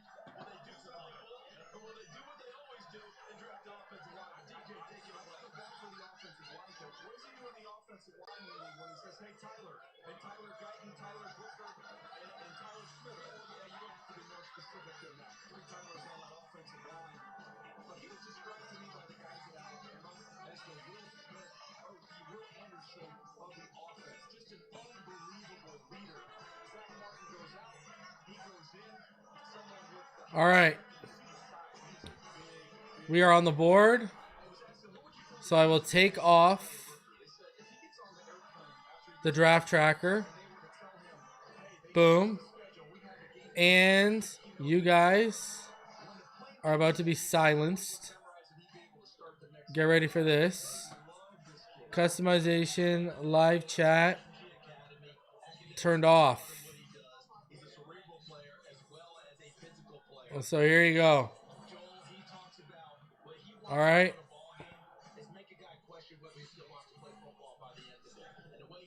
Chat turned off right now. The Miami Dolphins are on the clock.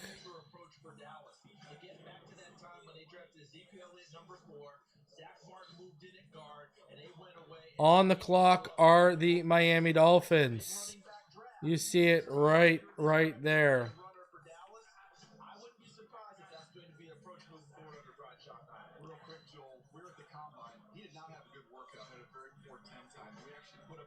I will start the chat right up as soon as the pick happens.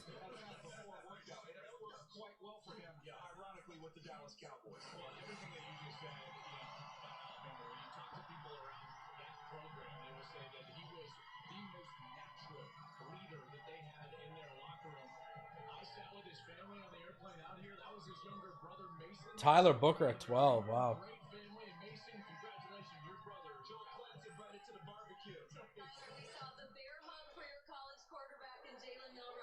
What are we doing here, people? How are you feeling right now? I'm super excited. I'm blessed to be a Cowboy. It's a great tradition, a great offensive lineman, and I'm excited to follow suit with all that came before me. You did not allow a sack on your quarterback this last All right, let's go. I already got people messaging me, so people must know the pick. Getting the protection means make sure he goes clean every single game. I'm just so excited to be a Cowboy. Congratulations. Thank you so much. Look at that million-watt smile coming to the Metroplex. So there's the Tylers. Oh, and then don't forget that, Zach's the only guy who doesn't start with the letter T. Don't forget there is a Tyler, Texas. There is a Tyler, Texas. And a lot of Tylers on that offensive line. Here's Tyler Booker. Yeah, this is, again, the run game. He is able to create movement. He is a big, strong, powerful man. A lot of these long runs you saw from Alabama, from Jalen Milroe, were with him clearing the way. And then when you think about him as a helper, he's always looking for work. He's always looking to finish guys. I love his temperament. And you can't get through him. Dak's going to like the fact he's going to have a deep pocket because of how firm. All right, let's find out. We're in cinema mode because I don't have the draft tracker up. I can't go on my phone right now because it's blowing up. And we're going to commercial because the Dolphins are on the board.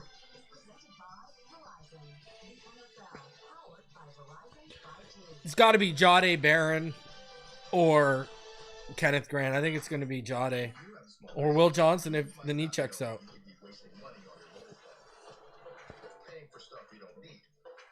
We got 3 minutes and 50 seconds. It says the pick is not in yet, according to NFL Network, but we all know there's a delay.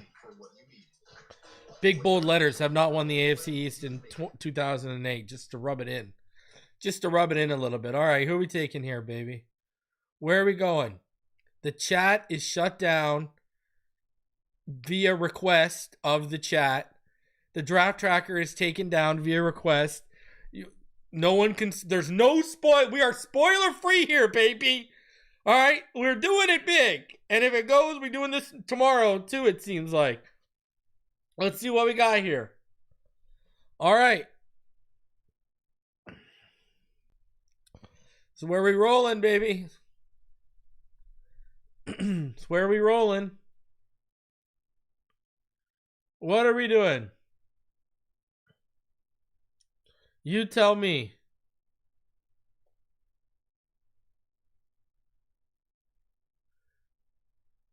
And you guys are probably screaming at the screen. Reason we took that. Or you're like, Reason was right. Or you're like, oh, Reason was an idiot. He was way off. Come on, give him Jason Kelce. Pick us in. Get him off the TV here. I'm trying to watch Jason Kelce and Marriott Bonvoy. Shout out to Marriott Bonvoy, Spring Hill Suites, where I stay for training camp.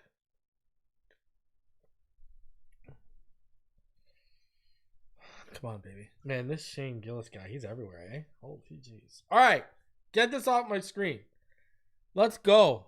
Who are we taking? I've sat here for an hour and a half waiting.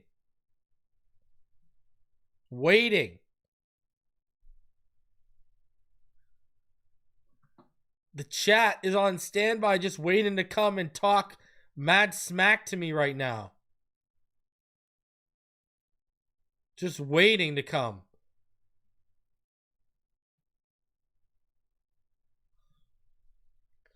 Here we go.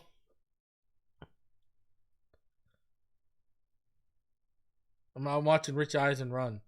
Of course, right before. 13 is my lucky number, in case you didn't know, eh? Marino, let's go. Come on. My football number, too. And my hockey number. Man, why am I watching clips on Cam Ward right now? Pick is in and we're stretching out a pick that happened 12 picks ago. Do you realize what you're doing to Dolphin fans right now? Okay. Here we go. All right, let's go. Who we taking, baby? Who we got? Put it in the chat. Ha, gotcha. All right, let's go. Come on. I think it's going to be Jahdae Barron. Oh, Jalen Walker's there. Oh, this was what I was fearful of. Oh, they're going to take Jalen Walker, aren't they? Oh, my God. Please just don't be Jalen Walker or Tyler Warren. Come on, man. Oh. Trade back.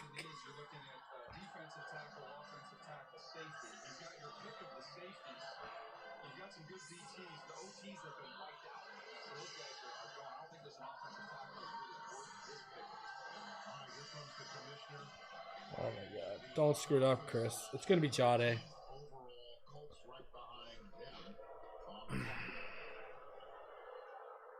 With the 13th pick in the 2025 NFL Draft, Jahdae. the Miami Dolphins select Kenneth Grant. Babe, I told every single one of you, baby, yeah! I told every single one of you! Whoo! Whoo! Lock it in! Lock it in! I told all of y'all! I told each and every single one of y'all for months! Oh, yeah, baby! Woo! Give it to me! Oh, baby, Kenneth Grant. I love it. I told all y'all for months. For months, I was like, this is the dude. Woo! We are out, baby. We are out here, baby. We are out here, baby.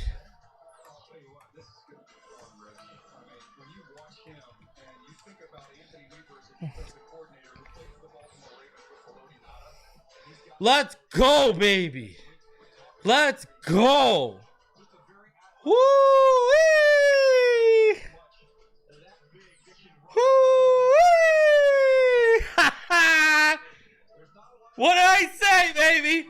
Respect my authority, okay? Let's go. Bam! Oh, I can't wait to do that recap tonight. Woo-wee! Let's go. Let's go. Let's go. Ooh! Kenneth Grant, go in there and plant your feet and start battling those big guys from upstate. Let's go. Leaving the campus at Michigan, he should recognize the name on his paycheck. Hoo-wee! Ha ha! Oh, yeah. Oh, baby. Let's go. Hoo-hoo-hoo. Oh, yeah. Zach Steeler has his running mate, baby. Let's go. People out here, Tyler Warren. Get out of here with that. Woo! Gray Zabel, get out of here with that. Come on. Bam. Miami's line is disgusting. Let's go. Run against us, baby. Patreon's channel members, I've been telling y'all since what, November, December, privately, how much in love they've been with him. Y'all know what's up, baby. I got y'all plugged right in here, baby. Y'all know what time it is. Let's go. Let's go. Come on. Woo!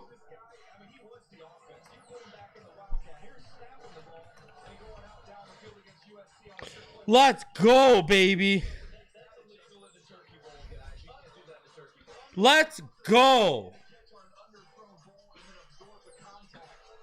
Woo! Chalk it up, baby. Shooter. All right, let's go. That is a legit pick right there. All day, all day. Okay? That is a, listen, man, people out here saying he's a two-gapper. He's this, he's that. Man, shut your, you know what. Let's go.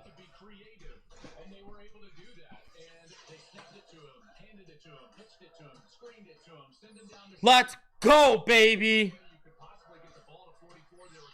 Let's go. Woo! Woo! I'm down. This, I don't think you understand. A healthy Chop, a healthy Phillips, a healthy Sealer. Buddy, they were making this pick even if Calais was coming back. Guess what? This was happening either way.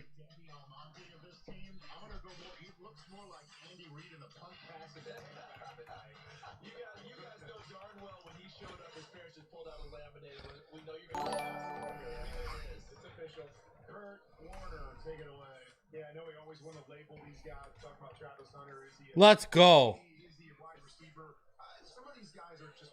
Let's go. I'm down. Whew. Man, I don't think y'all understand what we got building here, baby. Now go get me a corner and go get me a guard right now.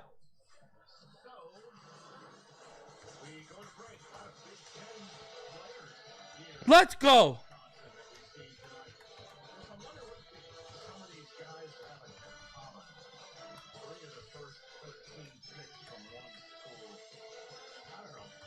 Let's go. Let's go. I don't think y'all, I kept telling y'all, NFL loves aliens. I kept telling y'all what was happening, baby. But no one wanted to listen. Walter Nolan. Man. Get out of here with that Walter Nolan, man. I told y'all they wouldn't take Walter Nolan. Y'all know what it was. Nah, Grant at 13 is not a reach. Watch the film, baby. Anyone who called this man a 2-down nose tackle, go watch the film. All right?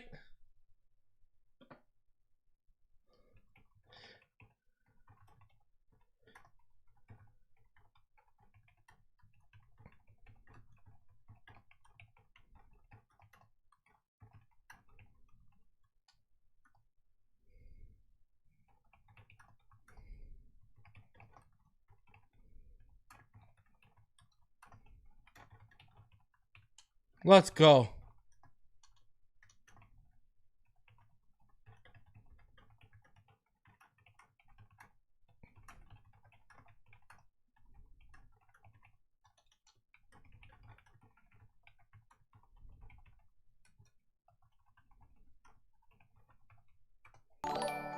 Let's go. Let's go. I love it.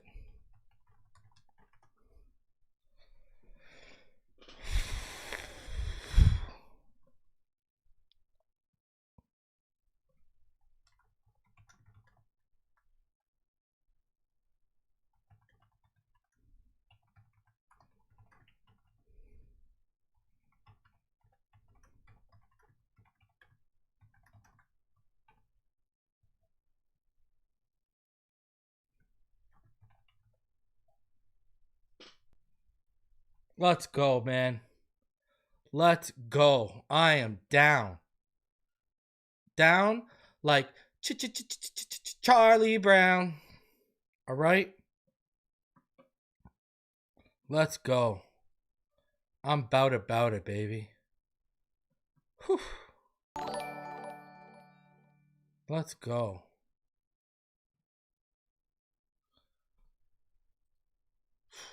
Big.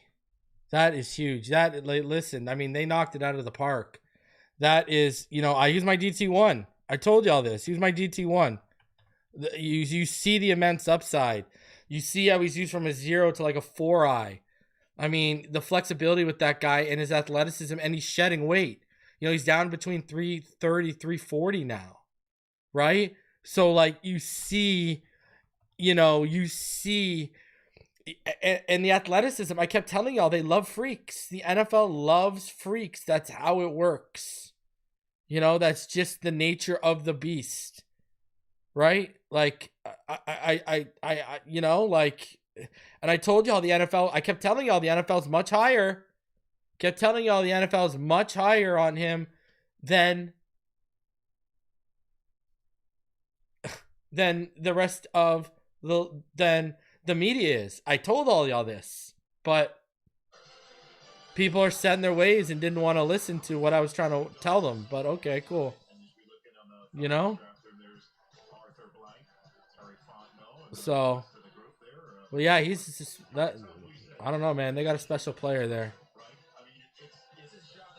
I'm not gonna lie. I'm a big fan. Big fan. Big fan of what he does, man. Just studly stuff.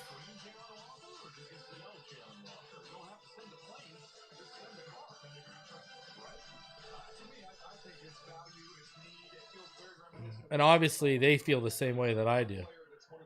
Once again, we align. I wonder if a lot had to do with, of course, you know. I wonder if a lot had to do with Stephen Ross's voice too. But I kept telling y'all, you know, Greer, look at how much he loved, right? Look at how much he loved, right? You look at how much he loved Christian Wilkins. What do you think he was going to say with him? You know? Like, special stuff, man.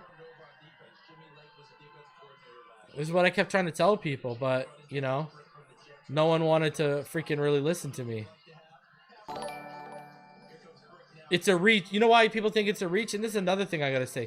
People think it's a reach because their mock draft told them it is. Right? These people start doing their mock drafts and they start believing, well, these mock drafts are the gospel. They tell us what a guy's value is. No.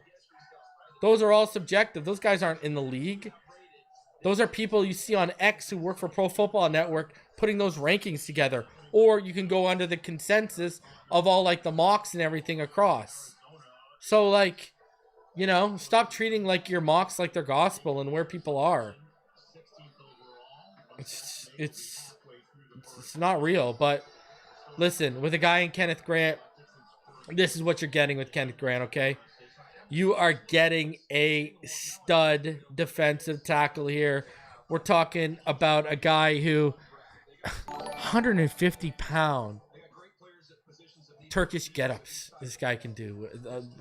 Dumbbells, 150-pound dumbbells he can do Turkish get-ups with. Anyways, 6'3", 5'8", 331. Been clocked 29-inch vertical at Michigan, 18.75 miles per hour on GPS. Crazy athlete. You know, like when you look at his growth and development as a passer, I don't know, man. It's just unbelievable. I think he's a top-tier run defender. I think he can eat up doubles. You know, maintains good gap integrity, can shed and stack blockers, can win with pure power, is capable of running down backs. You know, 10+ yards on the field like he did against Penn State back in 2023. As a pass rusher, I've seen him push pockets back. Like, you know, look what he did against Washington. It's ridiculous. You know what I mean? In that championship. I mean, he offers you real versatility up and down the defensive front. Has quick feet and hands. You know, he's a really, really good player we got here. You know, I think he's going to have to continue to expand his pass rush repertoire. But you look at this, man.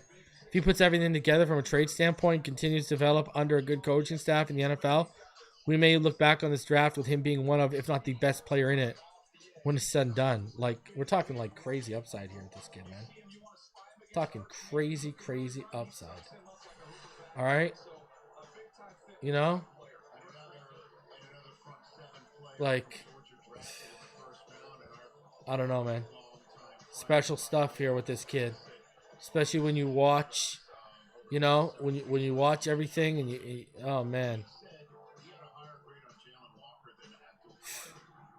Unbelievable.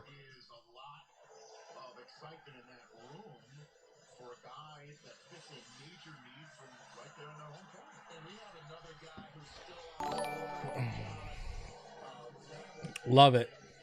Love it, love it, love it.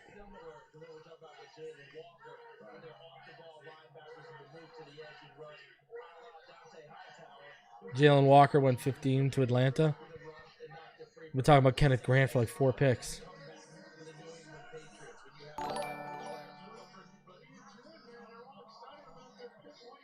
Okay, so I got something to get through here. Let me see. All right. All right, here we go. So, Esteban thought it was going to be Johnny Barron. Oh, yeah, okay, I handled some of these. Let's get through your donations because I know they're... Let's go, Finns. Now fix the O-line tomorrow. Yes, sir. Praying to focus on the O-line next, says Daryl Wallace. I think that's what the play is. This is why I'm Phinside for life. You always have us informed on the right path. Appreciate you, PL. That's the homie right there. Best DT in the class, and once again, reason called it. Appreciate you, Coastal Photography. Penn said I had to pause you and watch a reaction after the pick. Well worth the wait. I appreciate it. It was a roller coaster of emotions, eh? I was like, it's Johnny. You know? Every Noodle says he's a take your lunch, money, and car type of DT. I agree. They didn't outsmart themselves. Let's go. Reason hits far more than most other draft guys, man. I tell y'all. Listen, what I say, you know, go listen to the Miami Herald, the Palm Beach Post, or whoever you choose. You come over here, listen to Reason, you're going to get the truth. You ever miss, bro? Yeah, I missed. Jamar Chase. That was a miss. Oh, man, that was a miss and a half. I'm going to sleep good tonight. I'm going to sleep better when we take Jonas Savannah tomorrow. I'm going to sleep way better.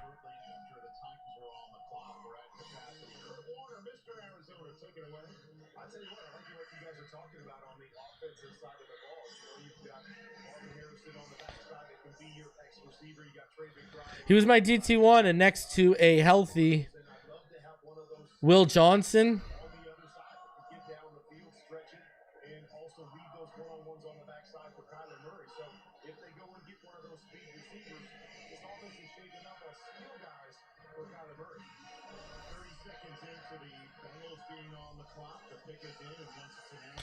Man, but that tells you, eh? You know, speak about Will Johnson. That tells you he's probably not healthy, man. Because I think that would have been hard for them to pass, but, you know, that probably tells you that he's not in good shape. Not in good shape.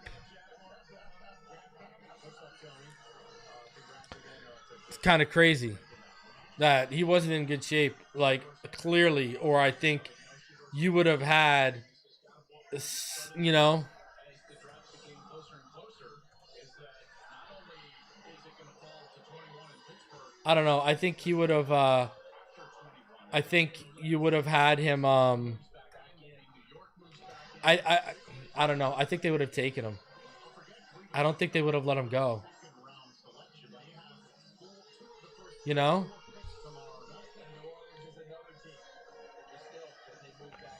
All right, let me do this. If Cleveland and the Giants both like the same quarterback, it'll be fascinating to game of chicken to see who decides to make the move. well, as for the Arizona Cardinals, you mentioned Maserati Mars, as your partners call him. So classic. Got selected by the Cardinals. I mean, we got an alien athlete. The latest pick of the Cardinals could be another receiver. With the 16th pick in the 2025 NFL Draft, All right, the Arizona Cardinals. Walter Nolan, Oh, there you go. defensive tackle, Mississippi. Man, I can't wait to tell y'all what he is like. Defensive line here, Daniel. Yeah, they were active in free agency. Remember, they just brought in Calais Campbell to see what they get out of him at the end here. Dalvin Tomlinson was brought in. They drafted Darius Robinson, edge rusher, in the first round last year. So they go back to that defensive line. Come along. He didn't have much of a rookie year. I always think, Charles, you kind of are where you came from, and this group came from Philadelphia again. So you look at the trenches here. Big time upfield burst. I'm hoping he can develop. The ultimate upside would be Matabike, who is one of the great defensive tackles, but he's got big time twitch and burst. When you see him get off the ball, you'll see him knock guys off. He's got a lot of pop in his hands. We saw that at the recent Senior Bowl as well. Again, someone who likes to penetrate and play up the field. Walter Nolan, listen, I just think there's some issues, bro. I don't think he would have been a fit in Miami due to what he has, the problems he has to him. You know what I mean? Like that's just what it like, you know what I mean? Like that is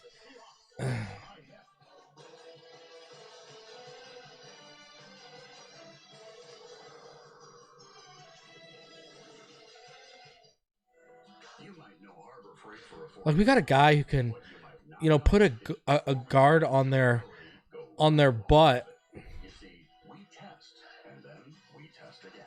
World-class engineering and rigorous testing to ensure our tools perform at the highest. Like, have you ever seen a guy? I always talk about this play, but takes on a double, takes the tight end, pulling across the backside, collapses them all together to take the runner down for a loss. Confidence is everything. It's crazy. Saying look good, feel good, play good. I trust Invisalign because I truly have my smile exactly how I've always wanted it. Invisalign, trusted by the pros. Like it's Check out the new whip. Tight. it's crazy. How many Bud Lights can you fit there, puppy? As many Bud Lights as it takes. A lot of Bud Lights. Well, give me one of those. 2025 NFL schedule will be released soon. We're ready for the new era here. It is adrenaline, excitement, the stage electric. One of many revenge games. Quarterbacks, they define this rivalry. They've only gotten better. Unbelievable. A Super Bowl rematch for the ages. Welcome back.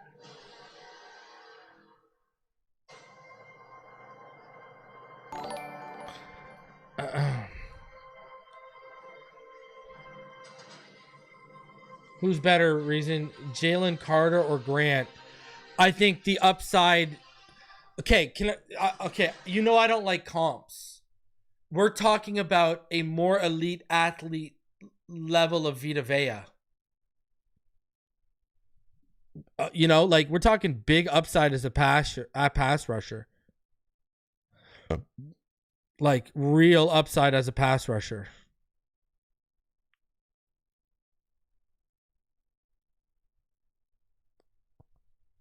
You know, like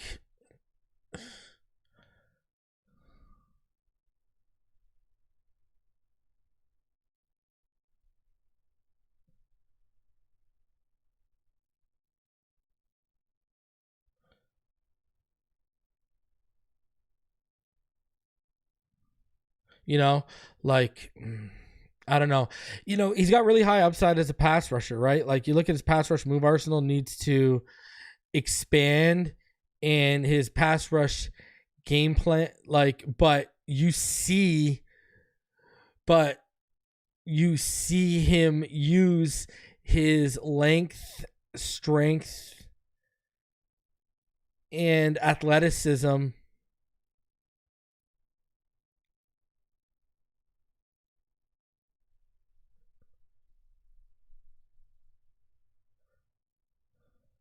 you know.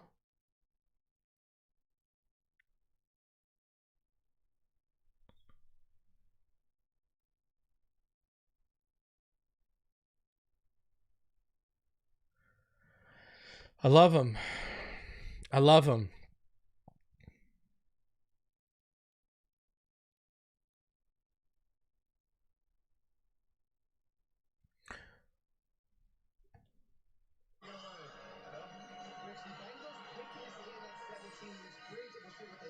Brings us to number 18, Seattle. My understanding is the Seahawks are interested in getting out of this pick, certainly open to trading back. The Steelers, who visited with Shador Sanders, in a very positive visit, they are right there. So this could be the window if you have some teams, maybe the Giants, maybe a quarterback needy team, we don't know, maybe the Rams, come trades up over the Steelers to try to get Shador Sanders. Something to watch for over the next couple minutes. Well, this tracks also with your mock draft, DJ. Last night, your call was that the Giants would trade back into a team with Seattle as a trade partner for Jackson Dart. Yeah, I was going to say The only really questions I have about him, can he take on a bigger workload? You know? He loves those day two picks, and with a lot of their needs, they marry up well on day two. So he already has 2 2s and 2 3s. He can add to that stockpile if he wanted to go all the way out for a team like the Giants coming up. I just thought that could make a lot of sense for both parties. I think that there's a lot of starters on day two as well. There's starters in this draft tomorrow and in round 2 and in round 3.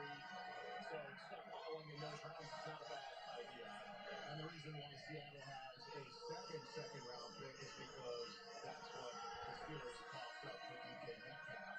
And that's just, again, on our radar screen with Seattle now on the clock. The Steelers are 21st overall. Tampa's up after Seattle. But here's the 17th overall pick. You know, I don't see a lot of flaws with him, you know? Who are the Bengals taking here? Let me know in the chat. Here in Green Bay, I guess they're waiting for Sweet Carolina finally peter out. For some years now, the karaoke that's broken out here. Now the house band is done. We can get the house With connected. the 17th pick in the 2025 NFL Draft, the Cincinnati Bengals select Shamar Stewart. Shamar Stewart. Oh, man. Thank God we didn't take him. Yeah, not a surprise to see him go defense here. This defense last year, not good. Tied for 25th in points per game, tied for 25th in sacks. You think about Let's go. coming in to try and fix this defense. They had 5 games last year, CD, where they scored over 30 points and lost. The offense is in great shape. They took care of re-signing those guys. We'll see what happens with Trey Hendrickson, but you got a little insurance here or a playing partner here with Shamar Stewart off the edge. Rashawn Gary is the comparison.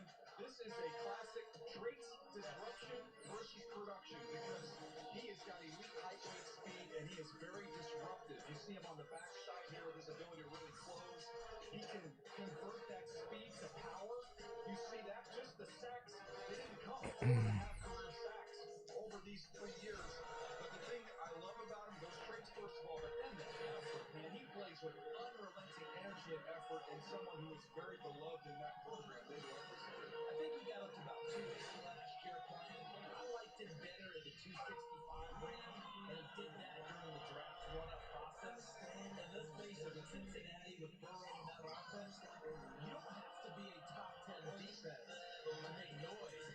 You just need to be average again. And by the way, that's when they were going to conference title games, going to Super Bowl. They weren't a dominant defense. They were good. And if they can get back to that, Shamar Stewart can help them. Joe Burrow will take them the rest of the way. Listen, I'll defend some of these guys that don't have college production on the defensive line.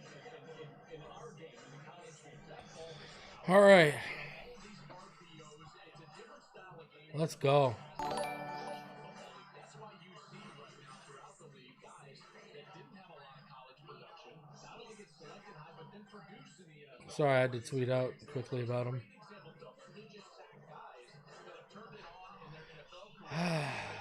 Over here doing the pentastroll. He has length in that burst. It's undeniable. He sheds and glides into the backfield. Love it. Good call, Reason. Yeah, man. He's perfect for what we need, man. He's perfect for what we need. Added to what we have already, right? Like he's perfect. You know? I love it. I love it. We're down. Well, there you go. So he's going to Cincinnati, which, as you pointed out, man, all the defensive stop here. Guys, smash that like button. Subscribe if you're new, man. And then who knows? That was the one team. There was anybody who already made the playoffs in the AFC did not want to. Sorry for being a little distracted there. Had to answer a whole bunch of people blowing me up about that. They just need to get themselves back to average. If you get back to average, that's 3-4 more wins last year. This is their first pick on the defensive side of the ball. I can promise you it will not be the last. So they have a lot more work to do on that side. And Al Golden, who's spent time at the professional level as well as in college, developing these young guys is going to be a key part of their success. Well, Tampa's on the clock. Seattle may have wanted a trade out, but they didn't. Their pick is in. We're going to get their pick in short order. And it looks like Jamie Erdahl is ready. Jamie, take it away. Shamar, you are laser focused in this moment.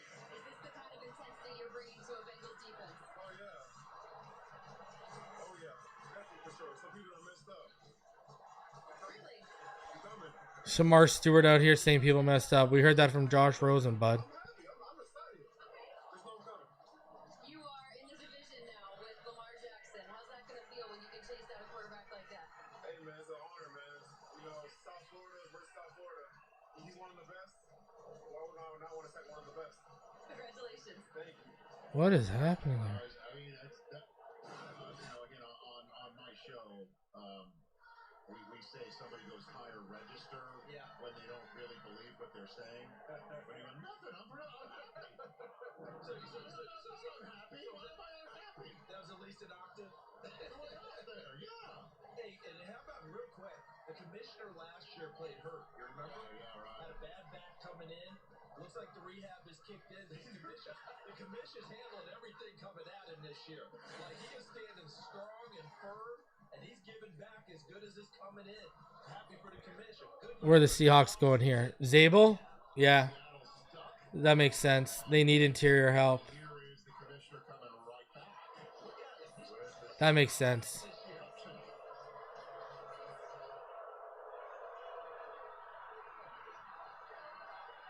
With the 18th pick in the 2025 NFL Draft, the Seattle Seahawks select Gray Zabel. That makes sense. I don't know. I wouldn't have taken him that. I would have taken Donovan Jackson before him. Player in the draft, and there's some reasons why on the screen. 5-position flex. He's played tackle. He proved at the That's me. he dominated that he could kick inside and play guard. But, you know, I don't know. That's just me. I would have passed on. I don't know. Here he is at left tackle. You can see his movement and his commitment to finishing. He plays, I would say, beyond the echo of the whistle when you watch him. Here he is at the Senior Bowl where he was dominant against all comers. I've never seen I love the Kenneth Grant pick, man. Senior Bowl, and when asked about it, he said they kept asking. Man, what a great pick. Let's go. And they all had trouble. Those defensive linemen trying to get through him. He was fantastic at the combine. A 36.5-inch vertical, which was best among all the offensive linemen. Sam Darnold's a happy man right now. They just got somebody they can plug and play on the interior of that offensive line. The big thing for them, can they keep those tackles healthy? If they keep Cross and Lucas healthy, shore up the interior, they've got a chance to make some noise. That's crazy, man.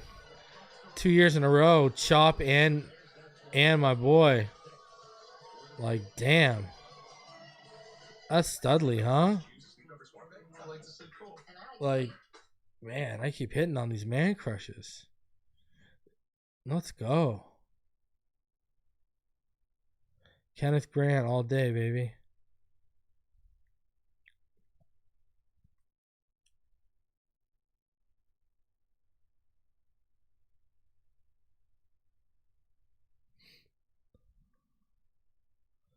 Hopefully Kenneth Grant will get a second contract or we're just a farm club.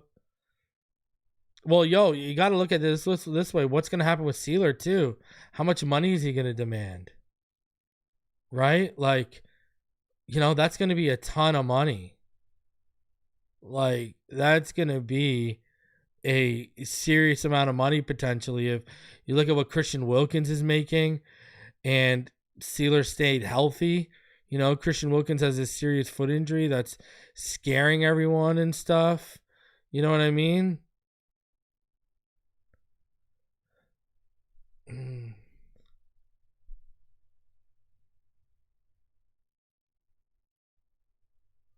Let's go.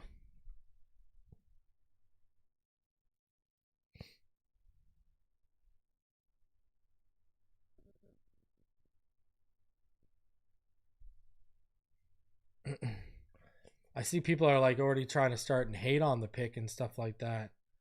I don't get that. I don't get that at all.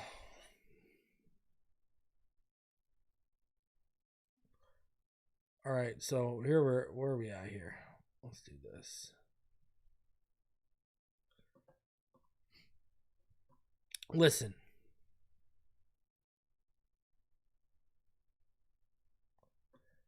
They were never going to take a guy like Walter Nolan because of his character concerns, in South Beach. I was afraid they'd take Jalen Walker. They passed on Tyler Warren.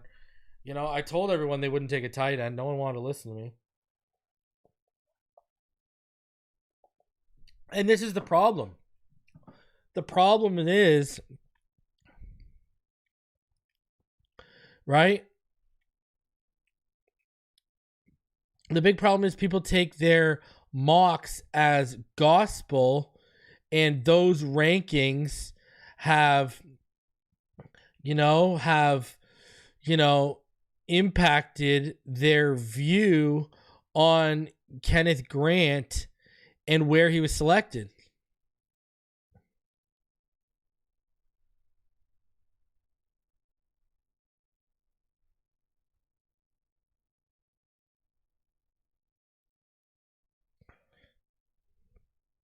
And some of y'all doubted Chop last year, and how'd that work out?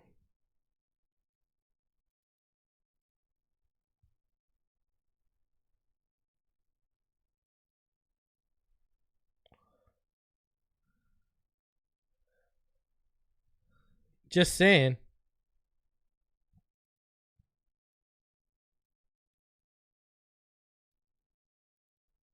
That's it.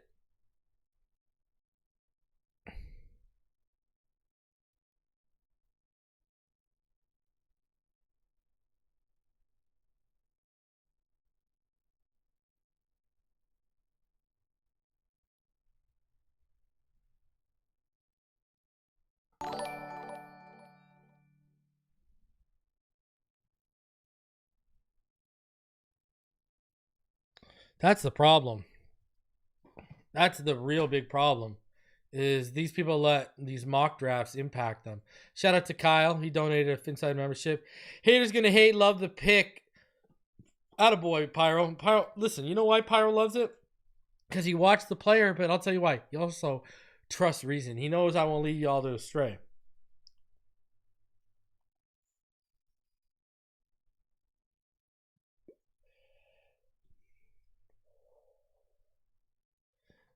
And what did I keep telling y'all? I kept telling y'all the NFL are higher on him than people want to talk about. I said that's one of the players the NFL is higher on than the media. And who's got more intel on Kenneth Grant than Stephen Ross?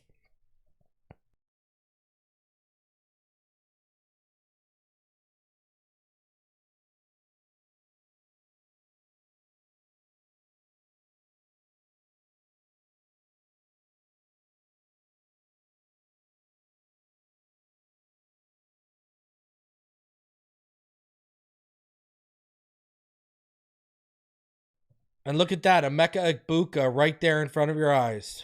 Right to the Bucks at 19.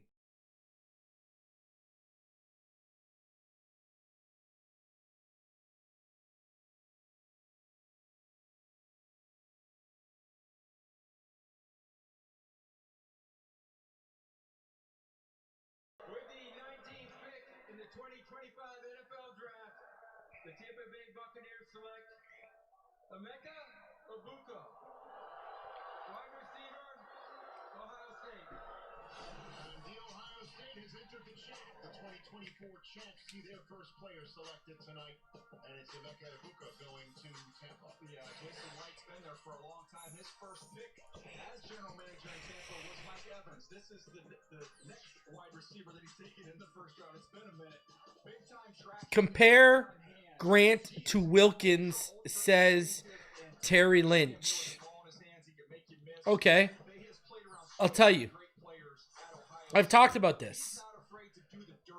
He is more athletic. He's okay. Christian Wilkins was a great athlete, right? We're talking about an alien now. We're talking about like a physical freak. All right. Let me read something to you. I'll save it for after. Okay. I got it for you. Check out what the recap show today. He's a physical freak. He's a physical freak. You got a higher pass rush upside. You remember how long it took Wilkins to become a good pass rusher? This guy's upside is higher.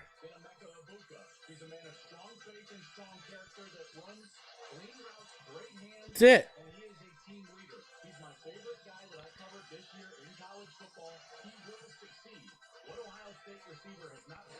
Like, I don't know what else to tell you, man.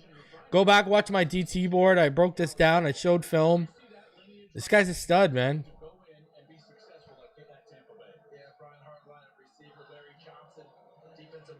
I love it. This is great. This is fantastic. That boy Grant is an athletic freak. He's special. So I think you got a guy with a higher pass rush upside, and I think you've got a more dominant potential run stopper on your hands with this guy. I think you can one gap, you can two gap, good gap integrity. You know, like I think we got a stud here.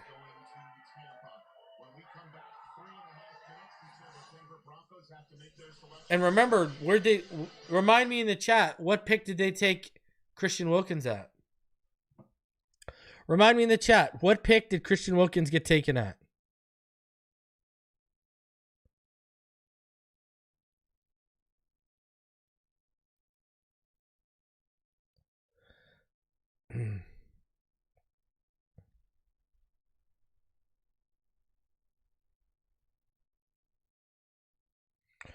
I'm just saying. I love this pick, man. This is a studly pick. Again, there you go. 13, 13, 13. Damn right. That's exactly what number Wilkins went in at too. No, he's not just a one tech. He can play from 0 out to 4i. That's where I'd be comfortable flexing him out to. But he's that good of an athlete that you could play him at 5. I mean, we're talking about like a high level, read my lips, alien athlete. Like, I'm telling you, alien athlete. Freak. Here, let me read this, because I know some of y'all will tune in to the recap anyways later, so y'all will hear this. But let me give you guys a taste. I'll just give you a taste of what kind of athletic freak you're dealing with here, okay? Okay? Now, all right, Jim Harbaugh loves him, by the way. All right, he was running a sub 540 when he was at 360. All right, he's been clocked at 18.75 miles per hour on the GPS when he was around that weight. Okay, if you go look up what Michigan's reactive plyo stairs test is, go look that up. Right? And he murked it. Because what it is a series of 726-inch high stairs that players attempt to jump up as fast as possible. And he just murders it. The guy did a Turkish get-up with a 150-pound dumbbell. I'm telling you. He's a freak. We've got a legitimate freak here on our hands, people. Like, I don't think people don't understand the alien. Why do you think there was no, every mock had him nowhere getting past a Harbaugh in the Chargers? Because exactly. I'm telling you. Okay, let me put it this way. The ceiling is higher on Kenneth Grant than it is on Walter Nolan, than it is on Mason Graham. The ceiling's higher, man. Ernest, do you know what a Turkish getup is? If you don't know what a Turkish getup is, so this is how I used to do it. When I used to do CrossFit, because Turkish getup used to be in the, you know, when you would do the opening set, and what we would have was you'd start off on your back and you would hold the Turkish, you'd take the dumbbell and you would hold it up. You got to lock your arm out straight up over your head. And you got to go from, we did it from lying down all the way up to on your 2 feet. Now, other places do it where you start on one knee and then you work your way up, or you start on 2 knees and then you got to get up to 1 knee. But you can't use this arm. So you got to get all the way up. Now, I did it from back all the way up to feet. And that's what, like, everyone in the class did. So, you know, it's crazy. Like that's a freakish, athletically freakish thing. Like, that's power. Yes, he's a beast. I don't want to get this show monetized, but let me explain some plays to you. And you can go back and go search my DT big board. All right? Go search my DT big board. I'll tell you right now what the name is, because I didn't name it DT big board. I think it's with the Dolphins double dip at defensive tackle in the draft. Let me just verify. Give me a sec. I'll tell you right now. All right. But I'm pretty sure that's what it was.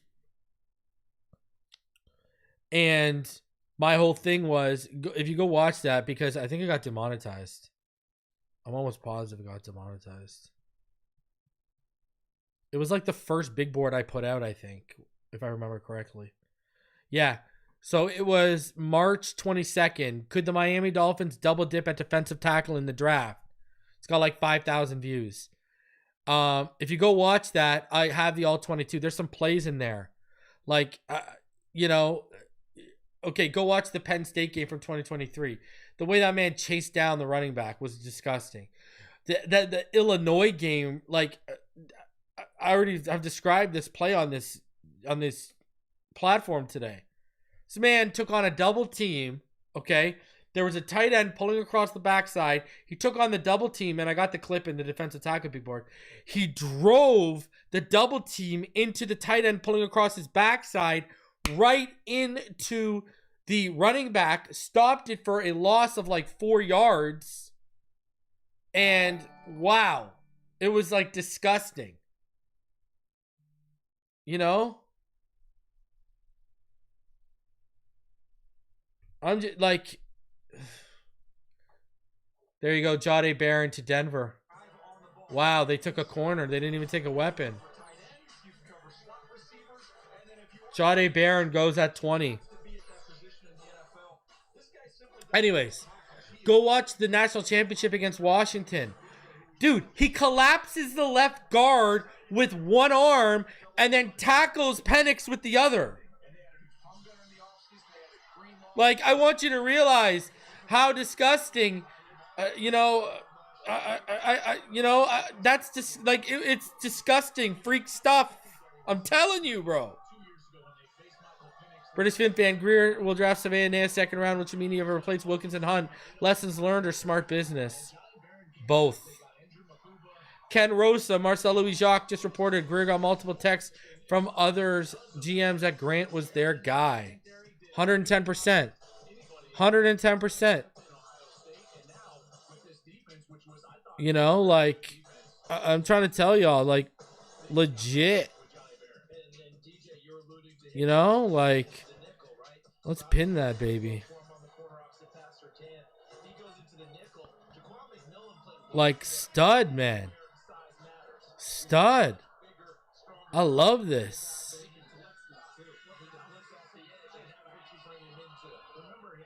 I love this pick, man. Marcel Louis-Jacques. Let's see what Marcel Louis-Jacques tweeted out. I want to tell people exactly what he tweeted out. So this is what Marcel Louis-Jacques tweeted out. Chris Greer said they feel like the cornerback. Hold on. Oh, because Chris Greer's live right now. All right. Greer said they're willing to move up or down.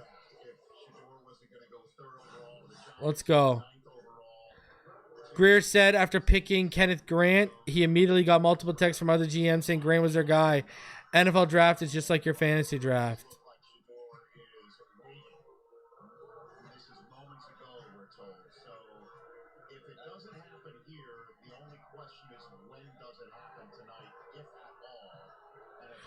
It is what it is.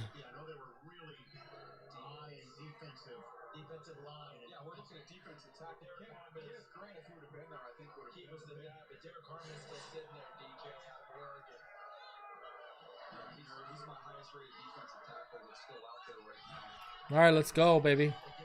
I'll take it. I'll take it.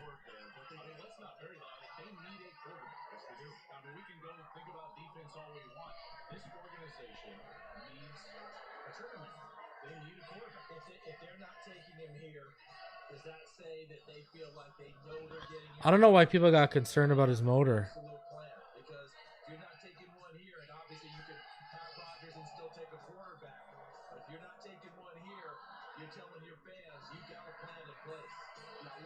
Who's Pittsburgh taking at 21? Shedeur and Dart are falling. Shedeur is falling. I told all y'all. Didn't I take Harmon to Pittsburgh in my mock? I called that. I got that, didn't I? Because I had to trade up for Shedeur. Didn't I get that? I'm pretty sure I called that.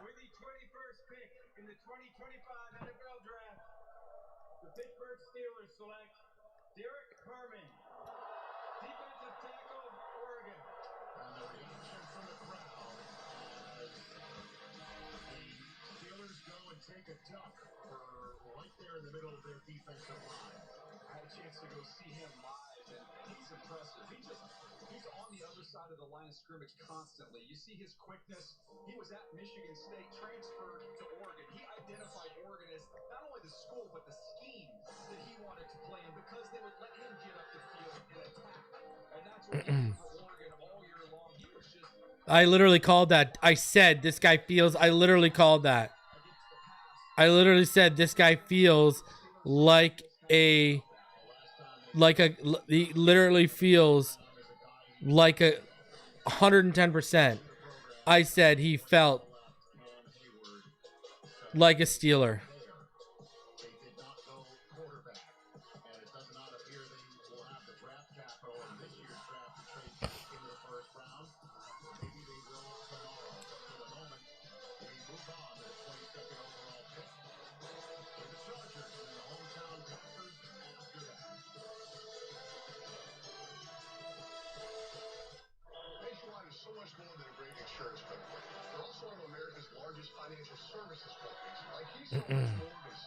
Let's go.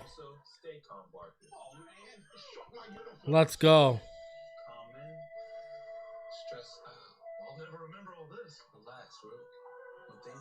Remember, what did Albert Breer report? That Kenneth Grant, right? Right? That's what he reported, no? That... I'm just saying. Think about it for a sec.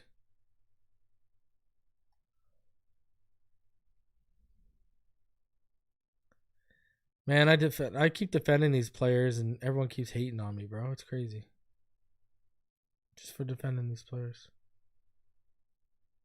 It's nuts. My bad that I can evaluate talent. I apologize to each and every one of you. No, I don't apologize for nothing.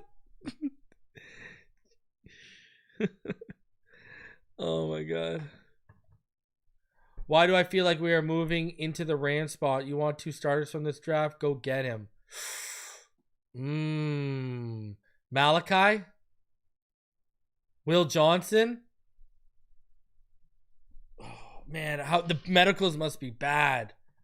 If you're not willing to move up for a Will Johnson right now, man, dude, I'd move up for Donovan Jackson. I'm not even gonna sit here and lie to any one of y'all. I'd move up for Donovan Jackson right now. That's just me, though. I'd move up for Donovan Jackson. I don't think they will, though. I really honestly don't think they will. No way I see that happen. I don't think that goes down, bro. No, I'd be down for a move up, though. Yeah, I'd be down for Malachi Starks. I'd be down for... If Johnson's medicals are good, I'd move back up.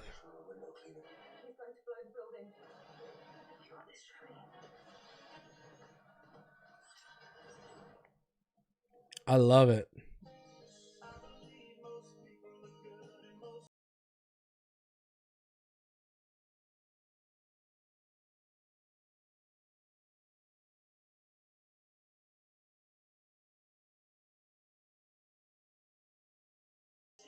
Let's go.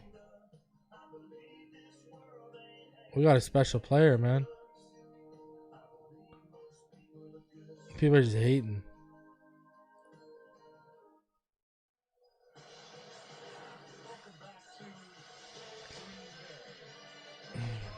People just out here hating.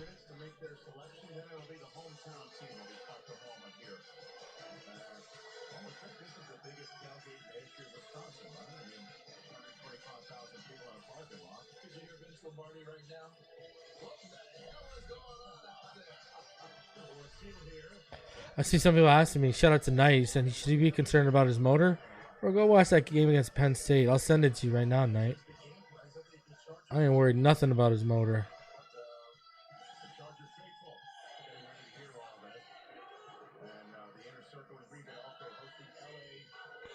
Let's go.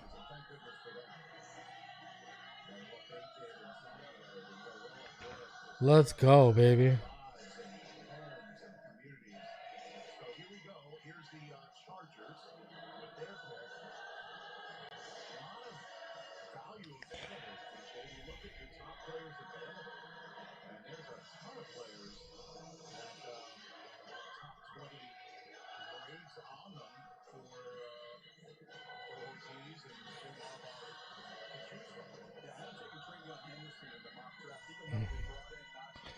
Now we just want to see, man, I'm going to have to watch Donovan. Now I'm going to have to watch my boy Donovan Jackson go.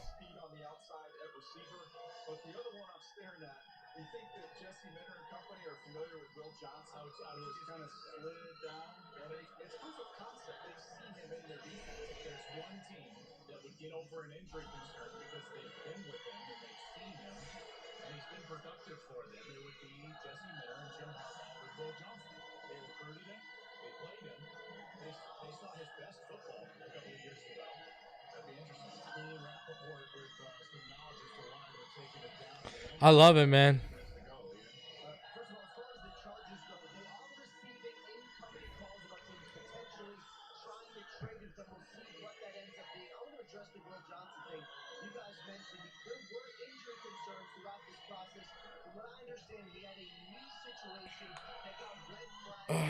I want Donovan Jackson or Jonas Van Nant, but I think Donovan Jackson goes in the first. Will's slipping. But Greer and McDaniel had their press conference, and so I don't think it happens.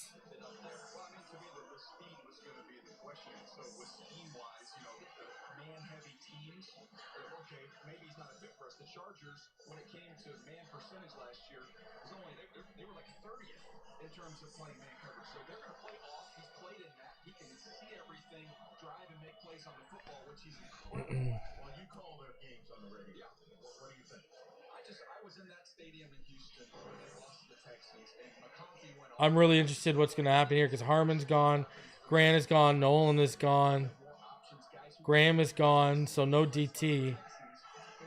I wonder what the Chargers are going, because I'm not looking for spoilers right now. That speed can come in the way of a tight end. That speed can come in the way of a back out of the backfield, but that speed can come on the outside of the receiver. Remember, they lost Josh Palmer, big target. They brought back Mike Williams, but you don't know exactly what juice you have left in him. So the speed makes sense that DJ is talking about right there. But it's not just, and Joel's mentioned him, they know Will Johnson, they know people, but it's not just Michigan guys. It's all the people that they've coached on the staff, guys who know players. They don't mind bringing in those guys. The Chargers are taking this down to the final seconds, and that didn't look like a phone call, a celebratory phone call with whoever they just selected.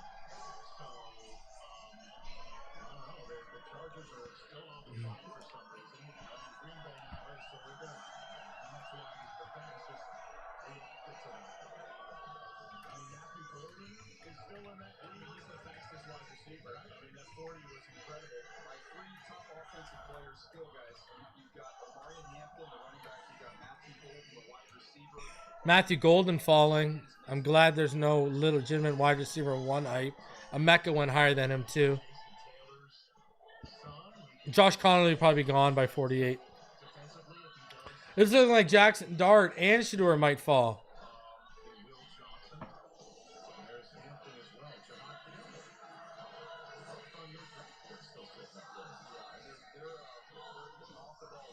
Some believe he can rush off of the edge.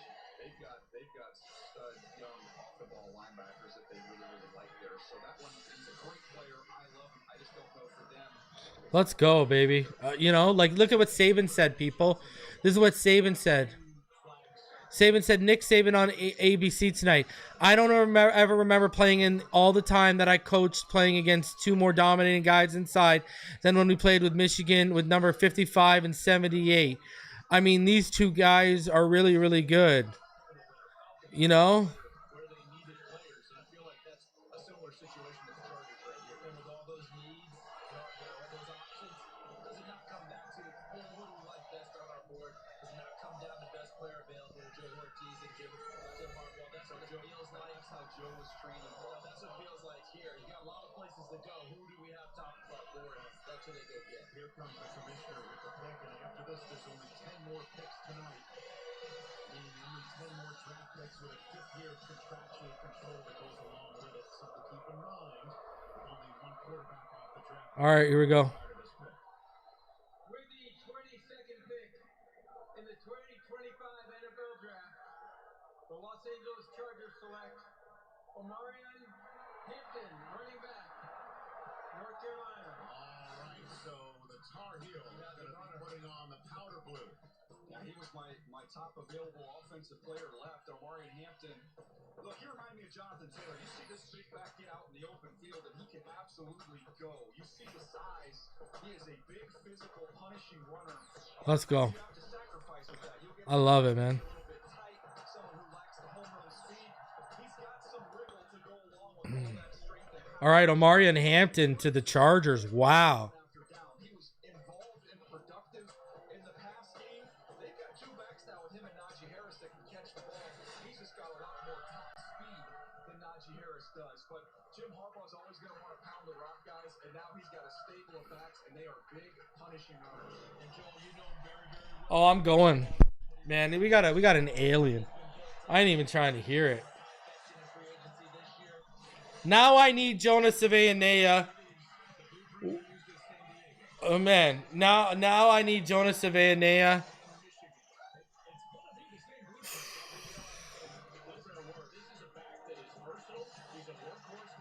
Now I need Jonah Savaianea, Donovan Jackson, Savon Revel Jr.,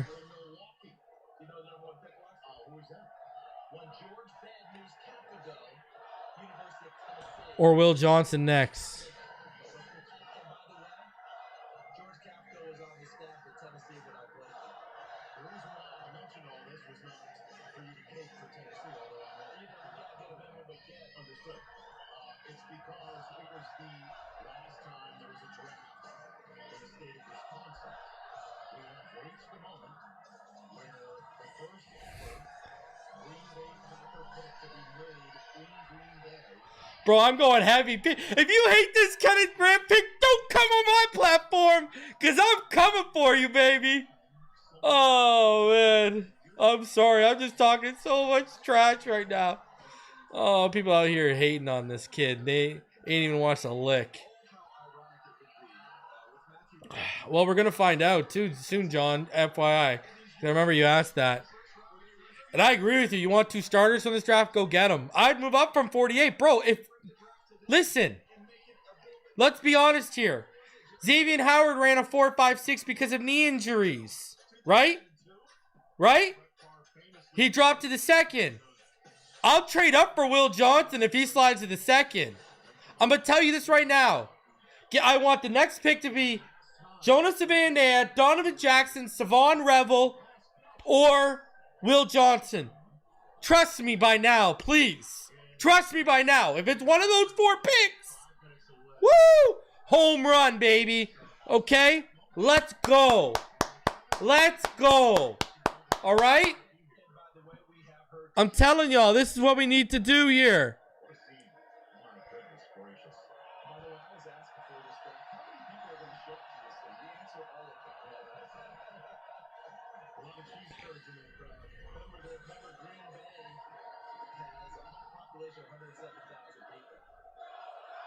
Look at what did you guys see what John Gruden said about him? I don't know if you guys saw what John Gruden said about him, but John Gruden was saying some great stuff about him. I'll show it in the recap.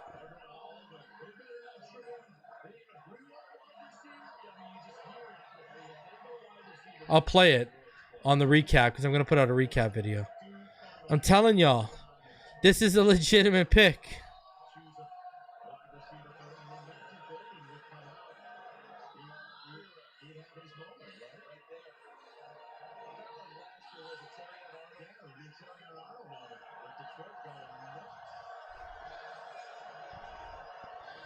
Let's go.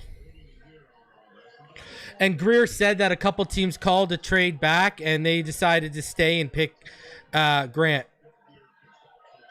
He said 3 teams who picked soon after him texted him and said Grant was their guy. So I think Nolan, he would have been off the board. Right? What does that tell you? He would have been off the board. He would have been off the board. That's what that tells you. He would have been off the board 110%.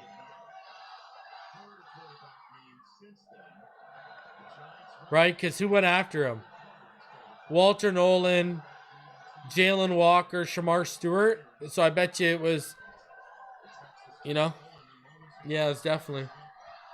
See, I like Nolan, and I think he's a better pass rusher right now. But you have I don't know, man. I feel like kind of be redundant when you have Sealer on the roster.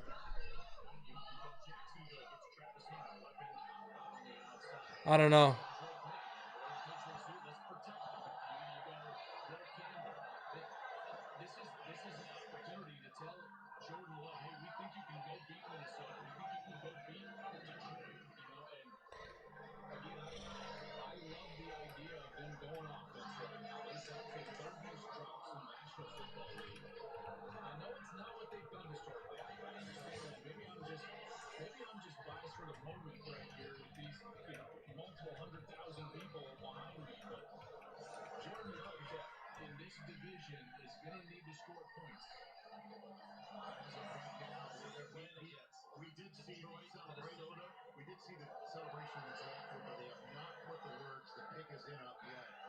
All right, here's Green Bay.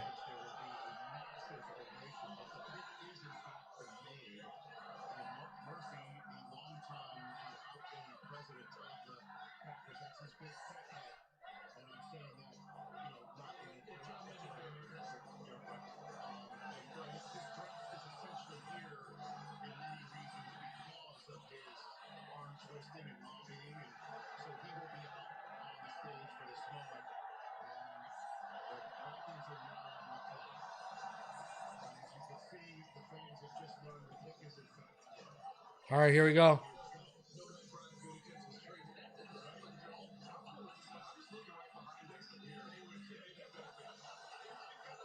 kid on his dad's shoulders with his red and white jersey so he can see over this crowd to find out who the Packers are going to take. I mean, yeah, I see a little girl. It's really cool, man. There's spear out and so many jerseys of the Packers. Not a single soul is looking this way. If Matthew Golden's the pick, all those kids will be racing for their bikes right now to be first in line for the summer. So I've got a lot of respect for the young lady with the Brian Branch jersey standing up in the midst of this crowd. I got to give her some credit there. Your team, man. The Lions steadfast in her belief, and the Lions will be on the clock shortly. The Vikings are a minute in, and what career for Mark Murphy, huh? The party's about to break out, guys, because it's time to throw things to the draft stage for the first draft in Green Bay and the first round pick of the Packers to be announced. Let's go, baby.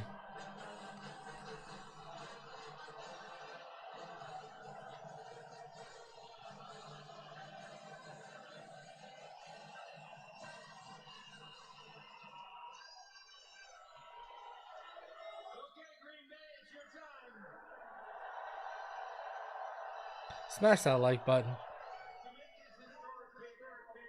Please give it up for first team All-Pro, Pro Bowler, two-time Super Bowl champion. What do we got going here? What's the Thank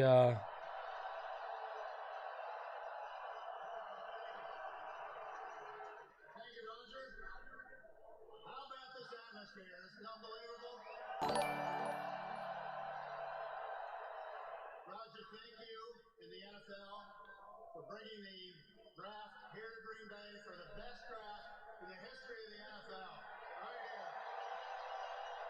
I don't think the Dolphins are going to trade back up. I think they're done. That's why they had Greer and McDaniel had the press conference. And everywhere, because our fans are everywhere, it is my pleasure to welcome you all to the NFL Draft at Lambeau Field.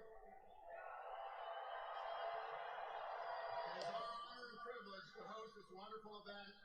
Packers are taking Matthew Golden. Since we are the only community-owned team in This guy's talking. Knight. I'm glad you brought that up. That's what I had. Where's the chat? So I can put that up on this thing. Knight says, that's what, dude, that's what I had. What have I hit on so far? Let me bring this up. What have I hit on so far? How many picks have I hit on? In the first. Okay. So. For the first time since 2002. Listen to the crowd go wild that there's a wide receiver.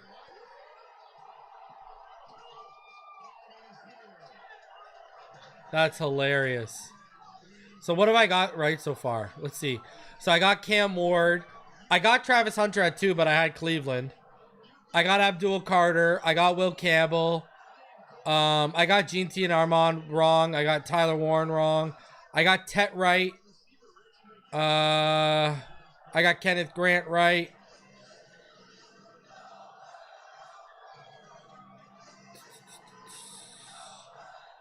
I got a Mecca Ibuka to Denver right. Didn't I? Yeah, Mecca went 20, right? If I remember correctly, Emeka went 20, right? Yeah, I got Emeka right. I got Harmon right. I got Manowari to Minnesota coming up.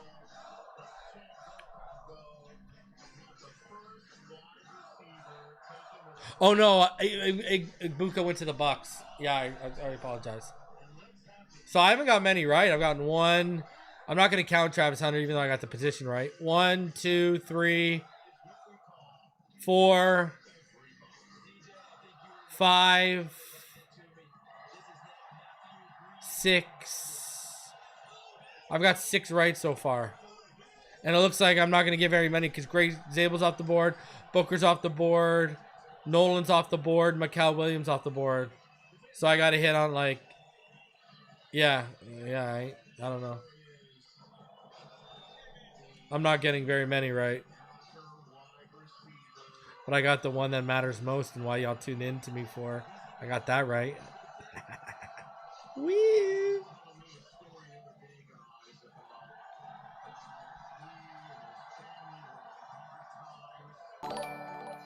I don't know. I think Matthew Golden's a little overrated. I did have him as wide receiver 4, and he ended up going as wide receiver 3. Sorry, Russell.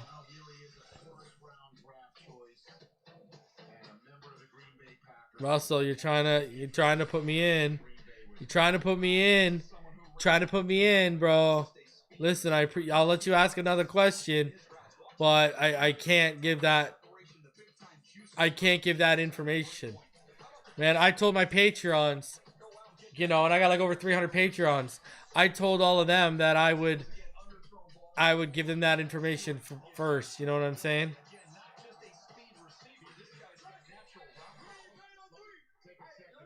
Because I got some Mike Green info too. I got a whole bunch of stuff.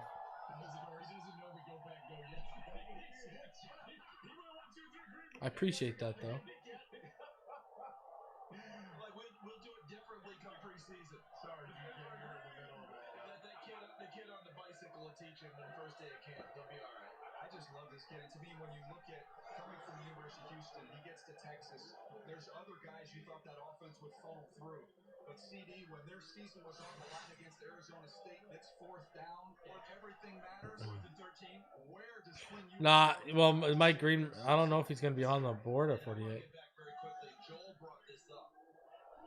No way the Lions are taking Sanders. Oh, bro, I'll put it up this week. I'll put it up this week after the draft. Don't worry. I'll let y'all know.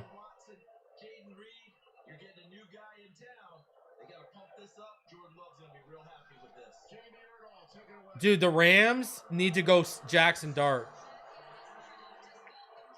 That's all I need to know. How far are we from the Rams? Yeah, the Rams need to go Dart. The Rams need to take Jackson Dart. I'm telling you.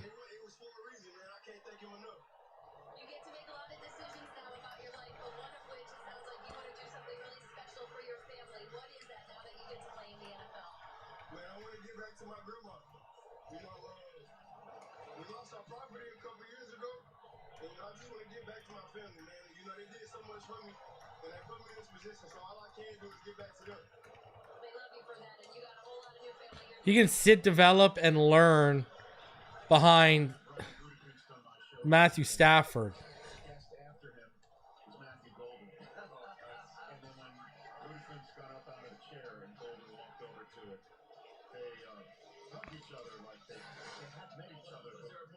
It wasn't their first time meeting. I had no idea at the time that would be 24 hours later. The first wide receiver taken by a Green Bay Packer. By the way, in Matthew Golden's lifetime, because he was born the year after Javon Walker was taken first. That's a round by a pass. The Rich Eisen show bringing people together. No, I'm just trying. It was a neat moment right there. It's a great moment. It was a buzzkill for Green Bay because it's a Vikings pick. All right, here's the Vikings. Who they taking?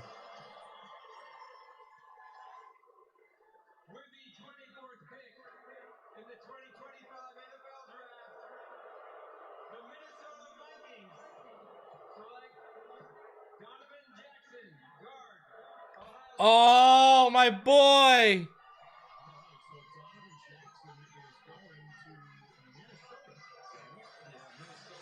Continues to invest in this offensive line. He started out at left guard initially for Ohio State, but due to injury to Simmons, Josh Simmons. Oh, man.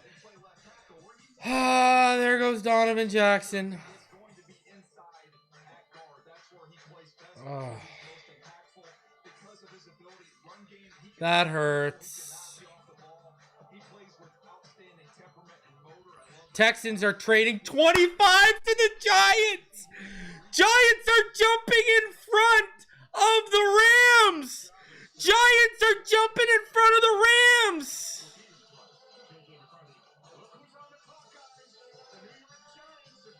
Oh, man.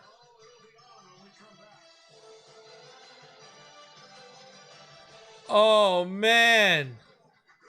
Check out the new whip. Fully custom. 20 Bud Lights can fit there, puppy. 20 Bud Lights is it takes. A lot of Bud Lights. Man. One of those. Thank you so much. That's why we do it, Marcy. It really makes all the effort worth it.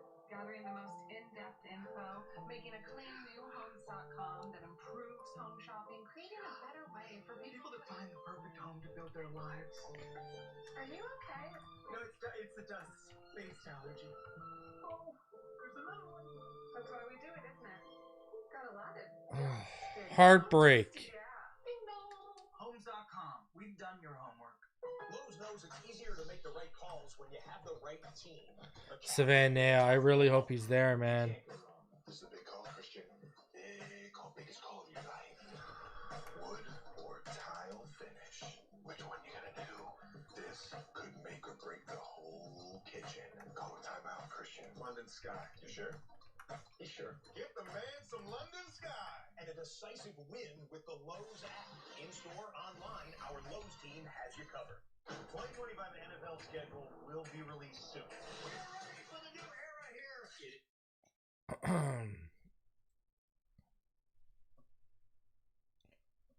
It'll be Dart. Yeah, they're trading up. It sounds like it's going to be Dart. Josh Connerly, Austin Jackson 2.0.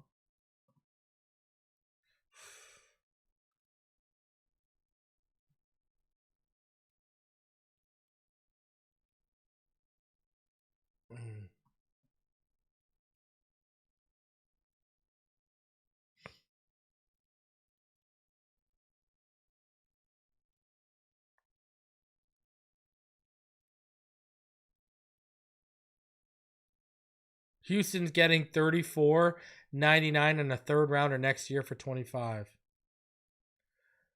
I told y'all Donovan Jackson was on Josh Simmons' level too. Look at who got drafted first.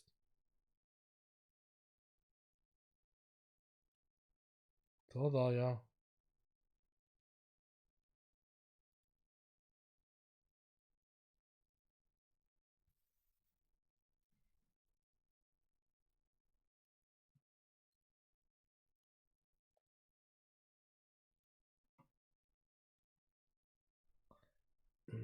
I'll tell you this much, eh? Cowboy fans are hating the Tyler Booker pick at 12. They are killing it.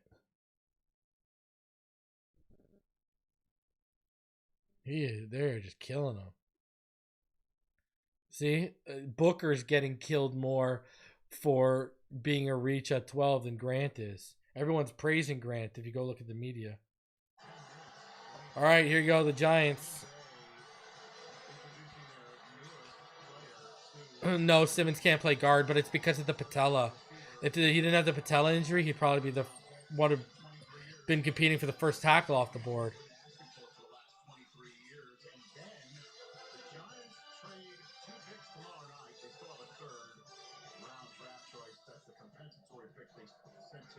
Houston for tomorrow night, and a third-round pick next year to trade up and take one with a quarterback.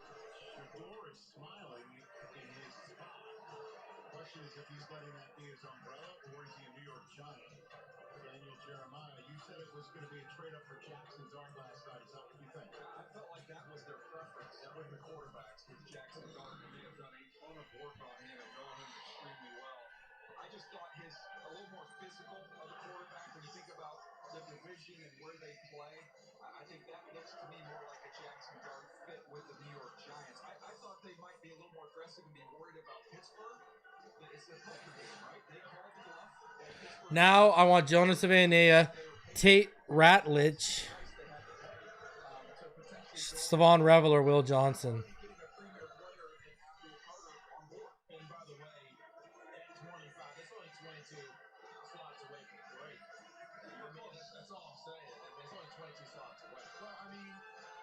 If you think about it, the Giants have got to come away with a quarterback, right? Like at this point in time.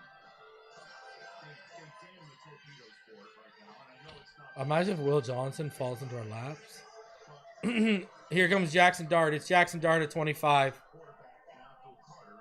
That's what we call a big W.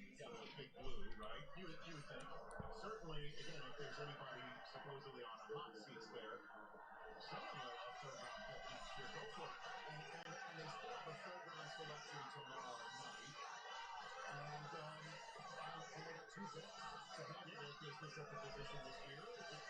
This makes all the sense in the world, does it not? If you're looking at the two quarterbacks that we would think is potential here, Shador and Jackson Dart. Shador is much more pro-ready than Jackson Dart. However, the Giants don't need him. Yeah, here we go. It's Dart. They probably are looking at upside over near-term playability right now at the same time as we're waiting for this. The Rams just traded out, and Atlanta traded a 1 in next year's draft to move up to take the pick that's coming after. The Houston Texans have traded the 25th pick to the New York Giants. With the 25th pick in the 2025 NFL Draft, the New York Giants select Jackson Dart, quarterback, Mississippi. So it is the oldest quarterback, Jackson Dart. He is a first-round selection. He is going to the division with Dak and Jalen Hurts and Jaden Daniels. He is going to be a guy who has every shot in the world. Now, were the Rams a better fit? Sure. Right? But in a weak quarterback class, you bet on traits and upside, both of which heavily favor Dart over Sanders. This is someone who got better every year. You see the comparison there with Jalen Hurts, and that's what that's about. You're buying into someone who just continues to improve. You look at what he does with these kind of up and down throws, over linebackers, under safeties. That shows you the touch, the ability to escape rushers, get away, and make plays down the field. You see a deep ball here, right on the money. Got a nice clearing of. Let's go. The pocket movement, you see him climb up in the pocket versus pressure, and he was effective as a runner, no doubt, for Lane Kiffin in that offense. And Charles, I think there's something to the fact, I know you're going to have pressure. You're going into New York, you're a quarterback, you're going to have pressure.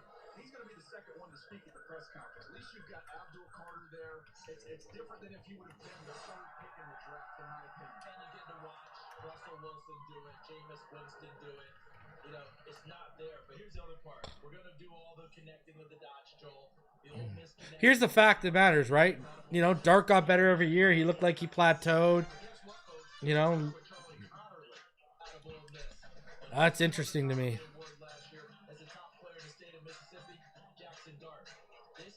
That's an interesting. I told all y'all he'd go higher. I think he's in a great situation where he doesn't have to start right away, as you said, Joel. Yeah, Kurt, I know that you like Jackson Dart, and I'd be interested to hear your thoughts on this game. Well, I tell you what, guys, I think this is so much about style. Now, he's not... Let's go. All right, hey, never know. We might trade up. Neighbors has his quarterback. I'm just hitting tonight, baby. What's going on? Don't ever doubt me. These draft analysts who become these people who become draft analysts from, you know, March to May, right? They don't watch film. They take their mock drafts and they read other people's scouting reports. Love it. Love it. Just keep making them look silly, huh? So, what else we got going on here? Best players available right now. Will Johnson, he continues to slide. James Pierce, Maxwell Hairston, Jahad Campbell. Jahad Campbell's expected to slide because I know both of his shoulders are shredded. Mike Green sliding because of his character concerns. Josh Simmons coming off that patella. There's a trade right now. There is a trade right now. The Falcons have moved up.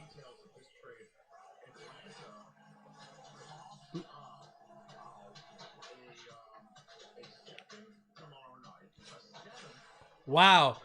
Atlanta traded 46, 242, and a first next year for the 26th pick in 101.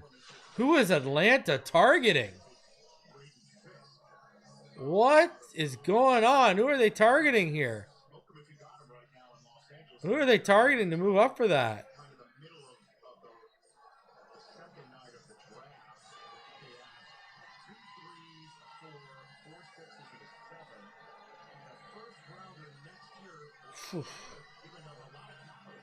Wow. Atlanta is trading up for James Pierce Jr. Wow. That is a lot for James Pierce Jr. Los Angeles Rams have traded the 26th pick to the Atlanta Falcons. With the 26th pick in the 2025 NFL Draft, the Atlanta Falcons select James Pierce Jr., defensive end. That is a lot.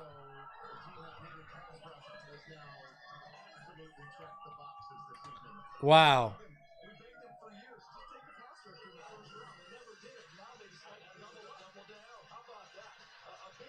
Explosive athlete. Leonard Floyd is the body type. You see the height, you see how kind of that lean, narrow frame, but he ran in the 4.4s and it shows up. Shador is sliding. He's going to win with that speed. He can win on the high side as well as underneath the tackle here with a little up and under.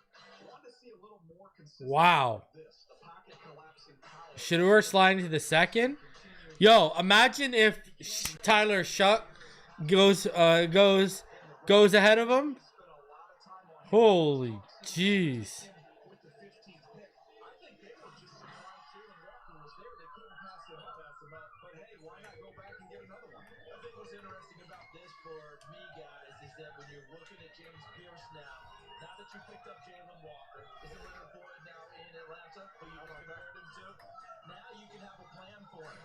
Jeff Ulbrich can say, I can DPR him, designated pass rush, have a plan and work him in as he gets bigger and stronger. Let's all watch Let's watch X burn all together when Jalen Milroe and or Tyler Show go before Shador Sanders.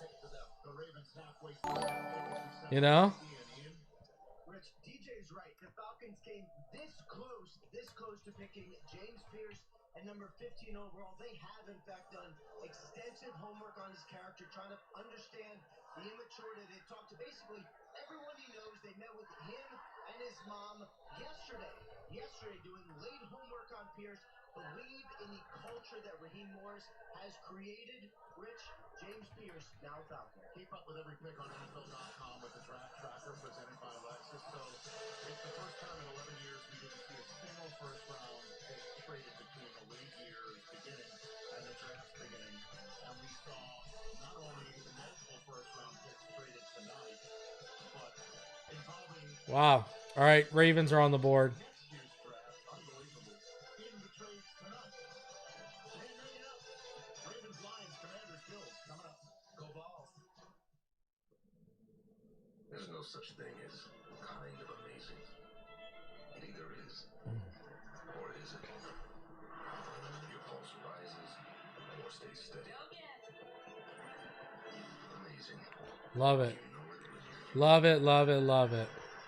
Because a car that doesn't make you feel something. All right, what else we got here? A car that stops short of amazing.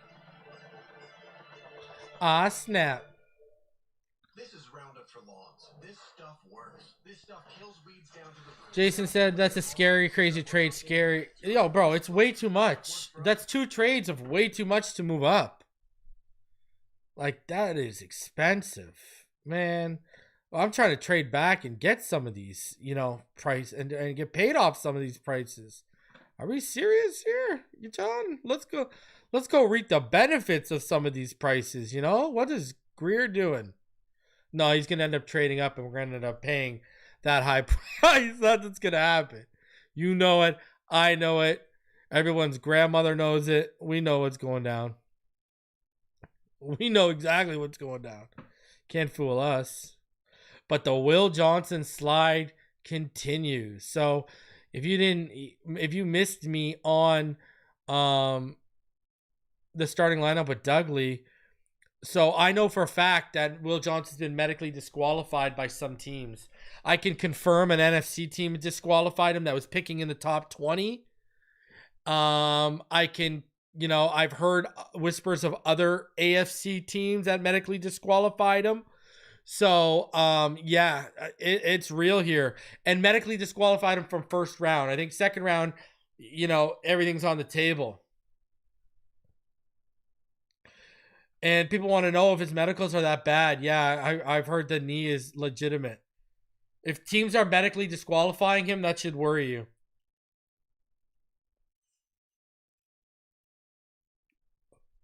Oh, Topher, why do you got to put that energy out, Topher? Especially when you know I love you, Topher.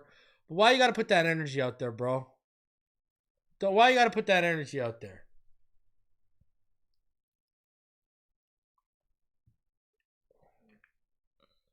Bro, I'm not even shocked by the Shador slide. The tape don't lie, baby.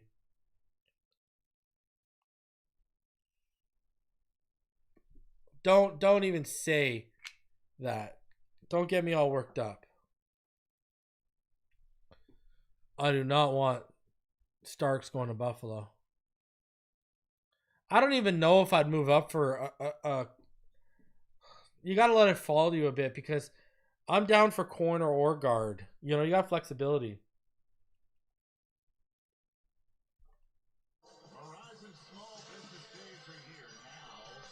I mock him to the Ravens?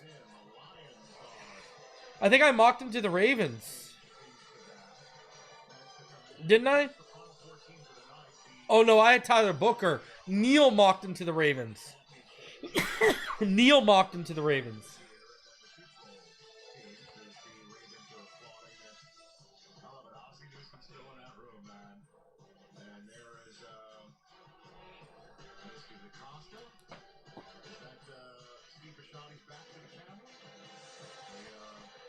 The pick is in for the Ravens right now.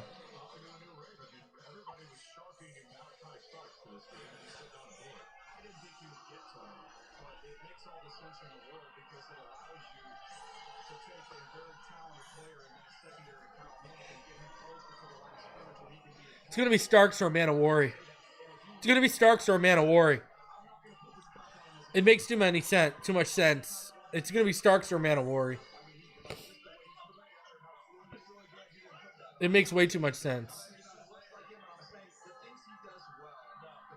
Shador will be QB3 because Ward went first. So it's Starks. I think Neil called it yesterday. Neil called that yesterday. With the 27th pick in the 2025 NFL Draft, the Baltimore Ravens select Malachi Starks, defensive back. Wow.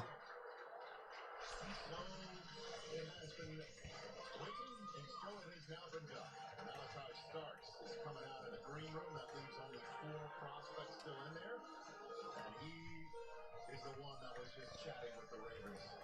Daniel, take it away. Yeah, this is someone who can play in the nickel, can play as the high safety. Wow. With the Ravens, that's where he's going to be. He's going to be that on top of the Christmas tree safety. That's a good pick. Very smooth, fluid. You talk to the folks at Georgia, they talk about the leadership he provided, and he has got big time character, excellent communicator, and excellent leader. Here he is down the field, locating the ball in the deep half, showing you those ball skills. This was in an early game. This is just such a Ravens pick. Watch him go up and get it. That was the season opener. That was it. And so you want to see a few more plays on the ball. Like such a Ravens pick. That's a good pick, man.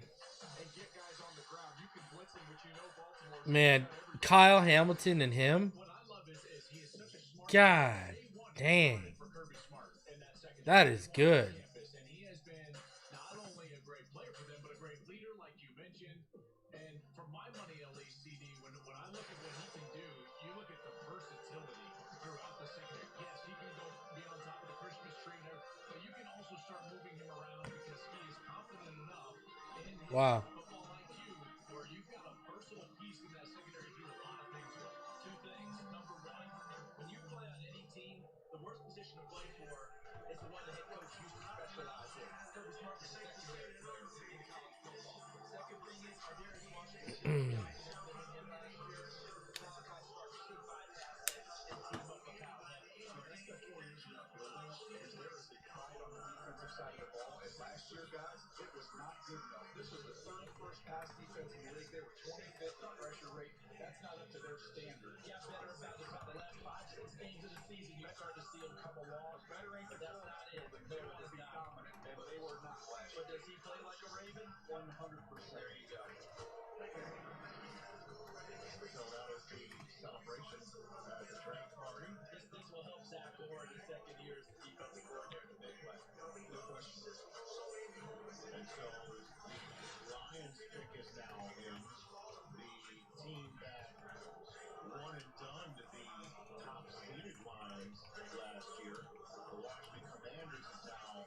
spot as the Bills, Chiefs, and Eagles. And with the Cleveland Browns lurking at the top of the draft tomorrow night, one has to wonder if you want yourself some Shador Sanders. All right. Get in over the next half hour of this draft. Because right now, Cleveland can sit. They don't have to make that move. They don't have to move. Because based off of what's left on the board, no one on the board is a quarterback team left. So all you're worried about, Cleveland, is there someone else out there that you have to worry about, Tim? It would have to be Pittsburgh or maybe New Orleans trying to jump. I mean, jump fast to get back in. I don't know. Come on. Who's Detroit going to take? Watch them take Jonas Savannah. I swear to God. Well, they have the opportunity to get Travis Hunter. Watch them take Jonas Savannah. Taking Jacksonville's offer to come up from 5. What are they going to take here? I'm really worried. This could be guard. Detroit. Or it could be edge. Izaraku would make a ton of sense here. Their quarterback currently at age 37. And the Rams, they now have a second first rounder in next year's draft for that as well. So that's looking deep over the steering wheel for the moment. Let's welcome Malachi Starks to the stage with Jamie Irvin. I just got my first hug of the night from one of the draft prospects. You just hugged Roger Goodell for the longest time. What was the meaning behind such a long embrace with him? It's been a long week. And just kind of be able to move throughout the week and just kind of watch him as a kid since I was a kid and grew up with him. And, I've been waiting for a long time in that room back there. I'm ready to go to work. You got some time with your family while you waited. What has your family done for you to get you to this moment? Man, I couldn't thank them enough. All the sacrifices that they made for me. My mom, my dad, I told him I wouldn't cry. My sister, I know she at home watching this. My fiance back there. Someone said to me, Sanders at 48. I'm ready to get to work. And now you're a Baltimore Raven. I'm ready. Congratulations. Thank you. Man, he and Kyle Hamilton, I guess you can take safety off the board for the Ravens for quite some time, right? They're in good shape. My goodness gracious. So that's the latest. Now here is the celebration for the Lions. That appears to be Dan Campbell going through the line, dapping everyone up. I'll tell you what, if I'm in the room with Dan Campbell, he's getting a fist bump. I don't want to hug. That's right. What do you think the Lions just did? I thought they would look at interior offensive line, but guys, we got kind of wiped out when you look at the interior offensive line. Because Booker would have made so much sense for them there. Donovan Jackson would have made so much sense for them there. And you notice who you don't see in the room? Chris Phelan. Yeah. Always has a big influence there. But Chris always manages to stay out of camera sight. Grant Holmes running that team and running it so well as a GM. With the 28th pick in the All right, here we go. NFL draft, the Detroit Lions select Tyleik Williams. Wow. Tyleik Williams in the first? Damn. Woo! I thought he would be more in the second round range, but they know what they like, and this is someone who is strong and powerful, plays with a lot of upper torque. You see him press out blocks. He can hold that point of attack really, really easily. Just a big, strong, powerful guy at 334 pounds. Wow. He's going to free up everybody else to rush on third down because of what he does on first and second down. That's interesting. You see these little glimpses of his ability to get on the other side and be a disruptor. As a pass rusher, it's more pure power than anything else. But to me, he's going to give you pass rush opportunities, Joel, on third down and him stopping the run early in the pass. Yeah, face down impact is what he's going to give you, primarily as a run defender. He would wind up as a 3 technique for Jim Knowles' defense.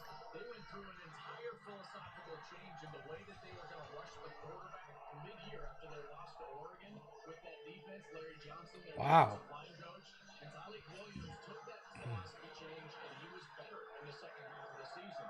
His production was primarily as a true freshman, never quite got up to that level. Battled some weight issues, but I will tell you this, when he wants to go, he's really good and strong, like I said, on face down. And this fits what they do. Culture fit for Detroit. This is the type of player they want, and they need to help the defensive tackle. An Ohio State, an Ohio team took a Wolverine, and a Michigan team took a Buckeye. 3 national champion Buckeyes in the last 10 picks. The last 4 picks in the first round coming up.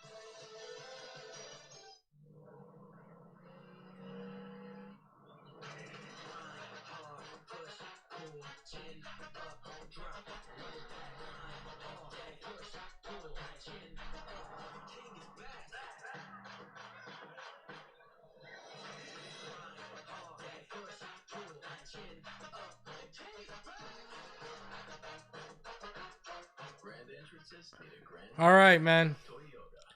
What we doing here? Check out the new whip. I fully custom. Wait, Bud Light's being fixed up. As many people a lot of Bud Lights. Yeah, give me one of those. What are we doing here? The Home Depot has fast, free delivery. Buffalo Will Johnson. I think corner could. I think Nick. Okay, so I think you got Russell. Right. I think they need safety here. I think this is a Nick and Manowari spot potentially too. Washington needs corners. They need corners 110%. I just don't want to see, like, I really just want to see the Bills swing and miss. So let's see by ESPN standards who their best available players are right now. Yo, watch. The Bills take an edge every year. They're going to take Donovan Izaraku. He's a beast. Will Johnson, Maxwell Harrison, Jahad Campbell, Mike Green. Now, Will Johnson, Jahad Campbell, and Mike Green. Jahad and Will probably going to drop because of injury. Mike Green's got character concerns that are legit. Josh Simmons has been dropping because of a patella injury that he's recovering from. Nick and Manowari is dropping. Donovan Izaraku. Savon Revel is dropping because of injury. It's going to be the same with, like, if you go look at corner here. Like, here's the thing. Okay, this is what people need to realize. Let's go to corner here. I want you to realize here, okay? 3 of these top 5 corners, Will Johnson, Savon Revel, and Benjamin Morrison, are first-round talents. They're dropping because of injury.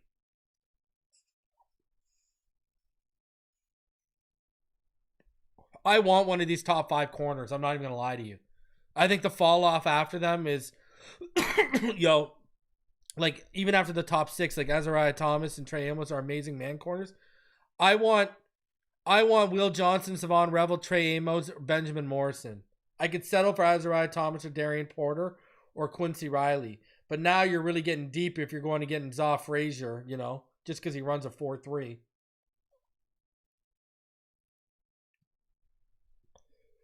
Now, I know you're going to say, Reason, what about Hairston? I see his name staring right at me. I'm not a huge Hairston guy.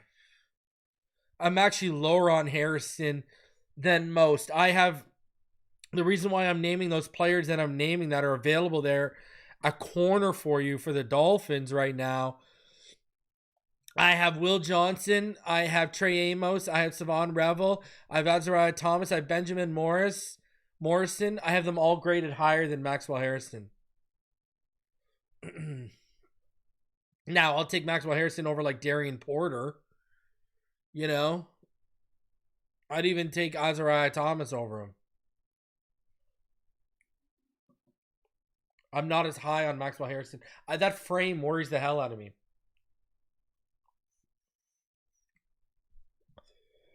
You know, you look at Harrison right now. What is he? He's really small. And even he misses tackles. He's 5'11", 183 pounds. And sometimes guys break through tackles because the size is lacking, so is the strength.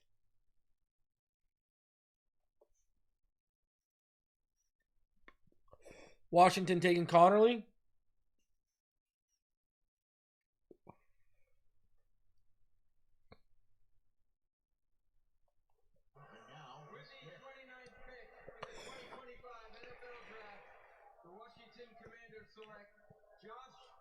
Wow.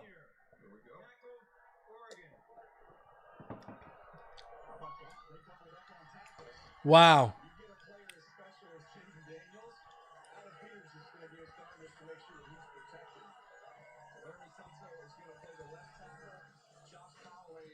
Slide right in as the right tackle, and then Brandon Coleman's going to be a nice swing tackle for him, so he even has some depth there. Looks to me this is a player who plays there too. Yeah, who plays very under control. You don't see him get out over his skis. That patella injury, man. He can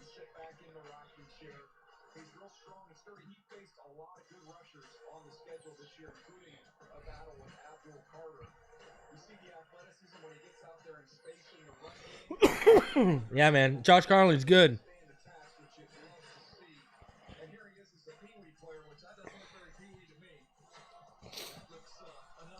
Yo, we are talent is dropping to the Dolphins, might I add.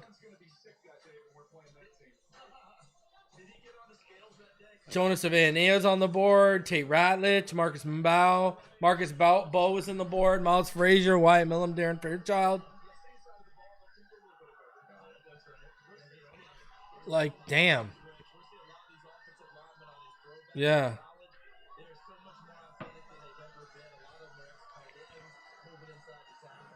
We talked about Kelvin Banks maybe being rated higher, but that one, the 2 games against Georgia, it was a rough take. Similar with Josh Connerly, basically all of his pressures were against Ohio State, and they were rolling. I called the Buckeyes at that point and said they're like the Death Star supernova when they got to the Rose Bowl, and that was really the only game that he struggled in. But I thought Connerly was a really good player all year long. I thought he was maybe even the guy that could get into the teams outside of that tape. But this is another love letter to the quarterback, guys. It's not a love letter to the quarterback, the young quarterback. You've talked about it, Joel. You've talked about DJ. You invest in that guy and keep going. Because I thought there might be a chance of a corner on defense there. Got Marshawn Lattimore during the season last year. Maybe you have another guy on the opposite corner. Maybe get Sanders still back inside the nickel, which we thought he would play, although he played awfully well outside. Well, they've decided to invest in Jaden Daniels, and it's obvious why. And they know who they have to get through. Let's see. That would be Philadelphia Eagles, who can rush the passer in waves. It doesn't matter who leaves. You watch; they'll collect a few more before this draft is over. So they are doing their best to fight through that foe that's right in front of them. That's the mountain they've got to climb. Well, here's a team that knows who they have to get past as well, because they've had trouble getting past them in the playoffs, not so much in the regular season. Of course, I'm referring to the Bills, who are choosing right now, and then there are the Chiefs, the team I'm also referring to in this conversation after them, and then come the Philadelphia Eagles. Real quick before we start turning our attention to potential trades, as the Bills are now nearing 4 minutes to go on their selection. If the Bills stick and pick, what do you think? I looked at defensive tackle, defensive line. I had them taking Trey. All right, let's go. Who's it going to be? And I know y'all already know in the chat right now, because y'all just out here spoiling.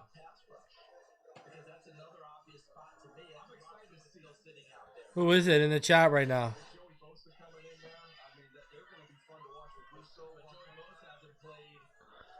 So, let me see. Says the pick is in, so that means it's already been spoiled.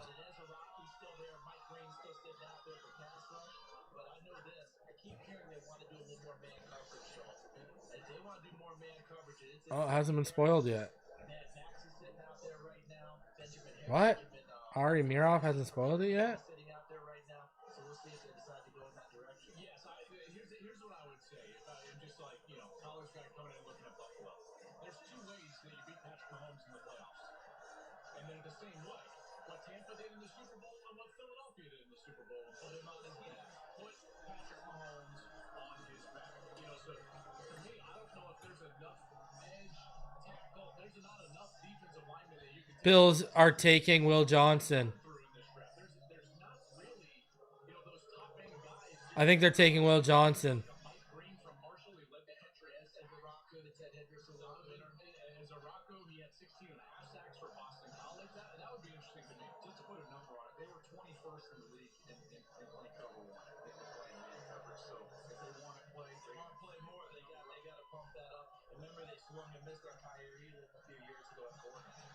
Well, to be exact, Daniel, there's been one cornerback taken in this draft who also played wide receiver. I think it's, I'm seeing it looking like it's Will Johnson. 20th overall to the Denver Broncos to be paired up with the reigning defensive player of the year in the same. Can I make one request? Okay. Travis Hunter, at the press conference, do me a favor. Come out as the wide receiver. Please don't take Will Johnson. Please be wrong. So here comes the commissioner with the Bills pick and another special guest with him. The Chiefs are on the clock right now, and we're about to hear the Bills selection here in Green Bay. The NFL is stepping up to have an even greater impact as a wish maker for Make-A-Wish. For the second time tonight, we have the opportunity to grant a wish for a deserving young man to announce the first pick for his favorite team. Tommy.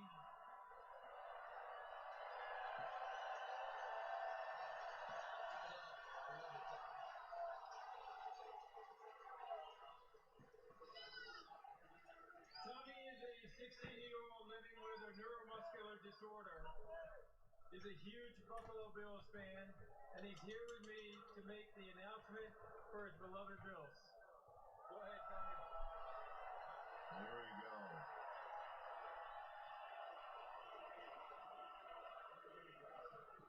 Let's go, Buffalo!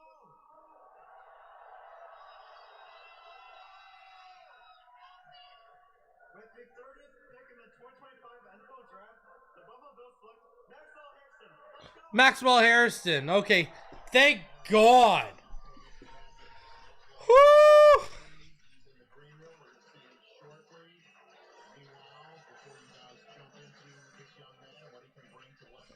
I'm taking. Let's go.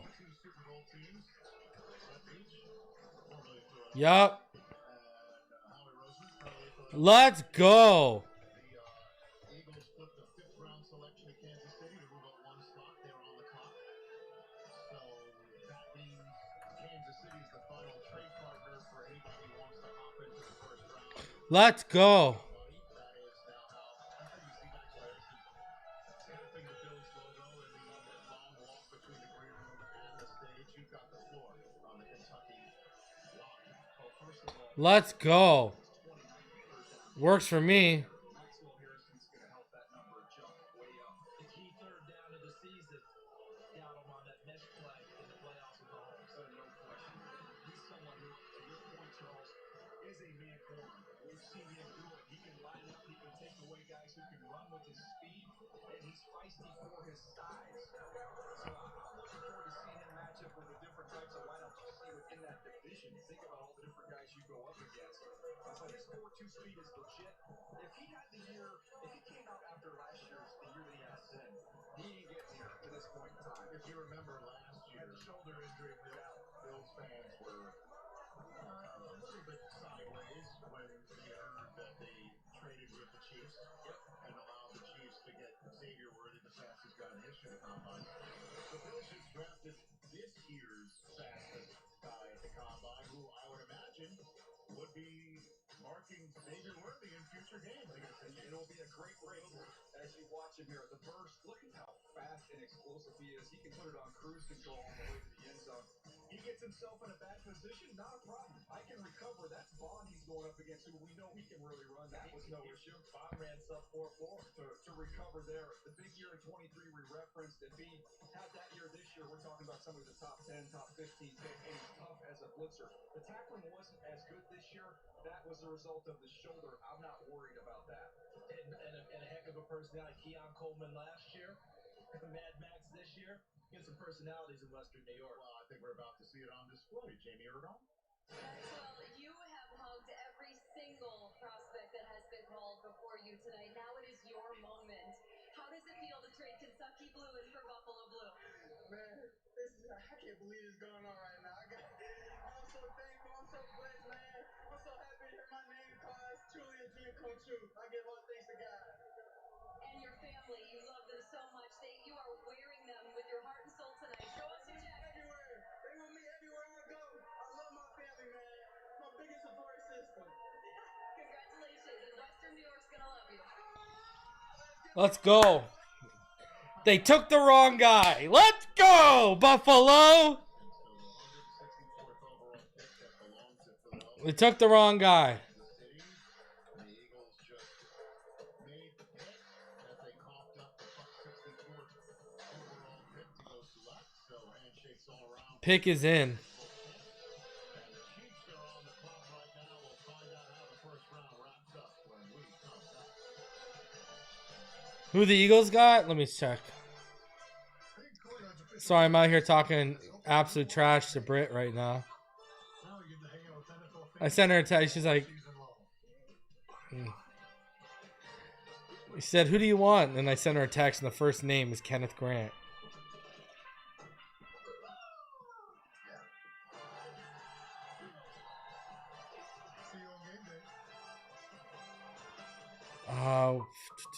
Eagles. This is Roundup for lawns. This stuff works. This stuff kills weeds down to the root without killing your lawn.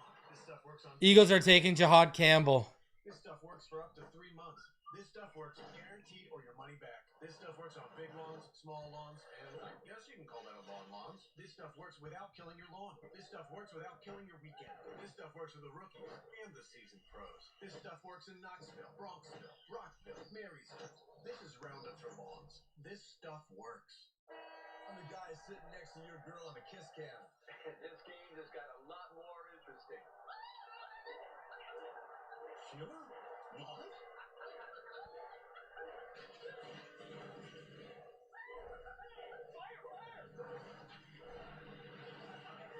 And if you don't have the right home coverage, you might have to kiss your saviors goodbye. It's called being. So get Allstate. Save money and be better protected from mayhem. Yeah, like me. You might know Harbor Freight for affordability. What you might not know is performance and durability go right along with it. You see, we test, and then we test again.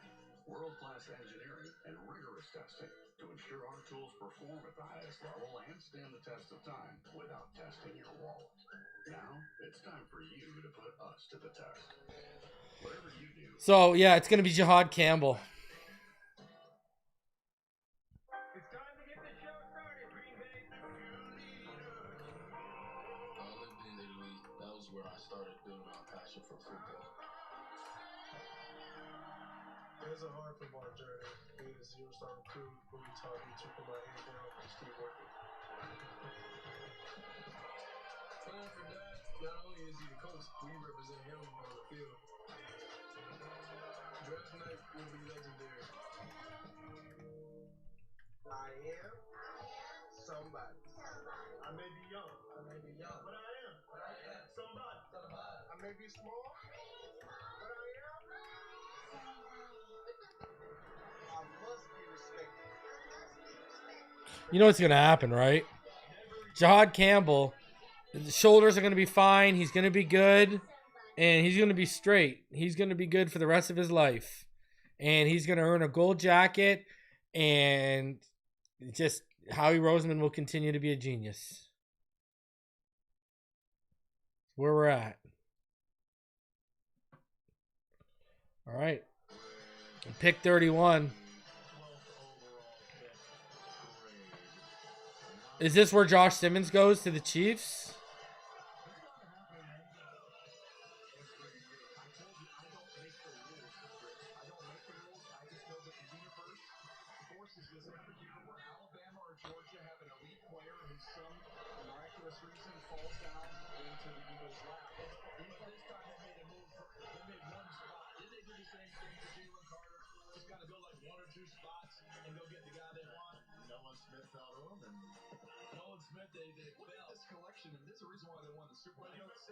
Saquon, but look at this. Remember when Jalen Carter fell in the first round and Philadelphia just, okay, 1 or 2 moves were there. We'll take him. And once he got in the range, he made the quick move, got it. It's like Obi-Wan version. These are not the picks you're looking for. And then, again, we'll find out, but that makes sense. Well, the Chiefs just picked. So the first round is over. Cleveland is officially sitting on the clock for tomorrow night. So, which means Shedeur Sanders will be second out of the first round. Can I read, so just read you guys something? Well, first off, go ahead after the selection, I need to get this in. The Kansas City Chiefs have traded the 31st pick to the Philadelphia Eagles. With the 31st pick in the 2025 NFL Draft, the Philadelphia Eagles select Jahad Campbell, linebacker, Alabama. Wow. In Philly green, and I mean, the guy who's 12th on your draft board has just been selected by the defending Super Bowl champs 31st overall. Rich, yes, sir. Speaking of Obi-Wan down here, our lead draft expert, Daniel Jeremiah, writes in his mock draft at 32. Remember, they moved to 31, Philadelphia. The rules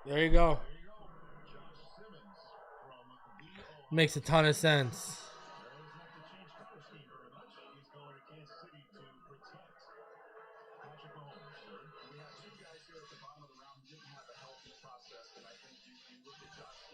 No, I had Josh Connolly Jr. because I had Simmons off the board. I had Houston. We both had Houston Texans. Yeah, it makes a ton of sense. Made a ton of sense. The injuries, though, they're scary. They are scary for him.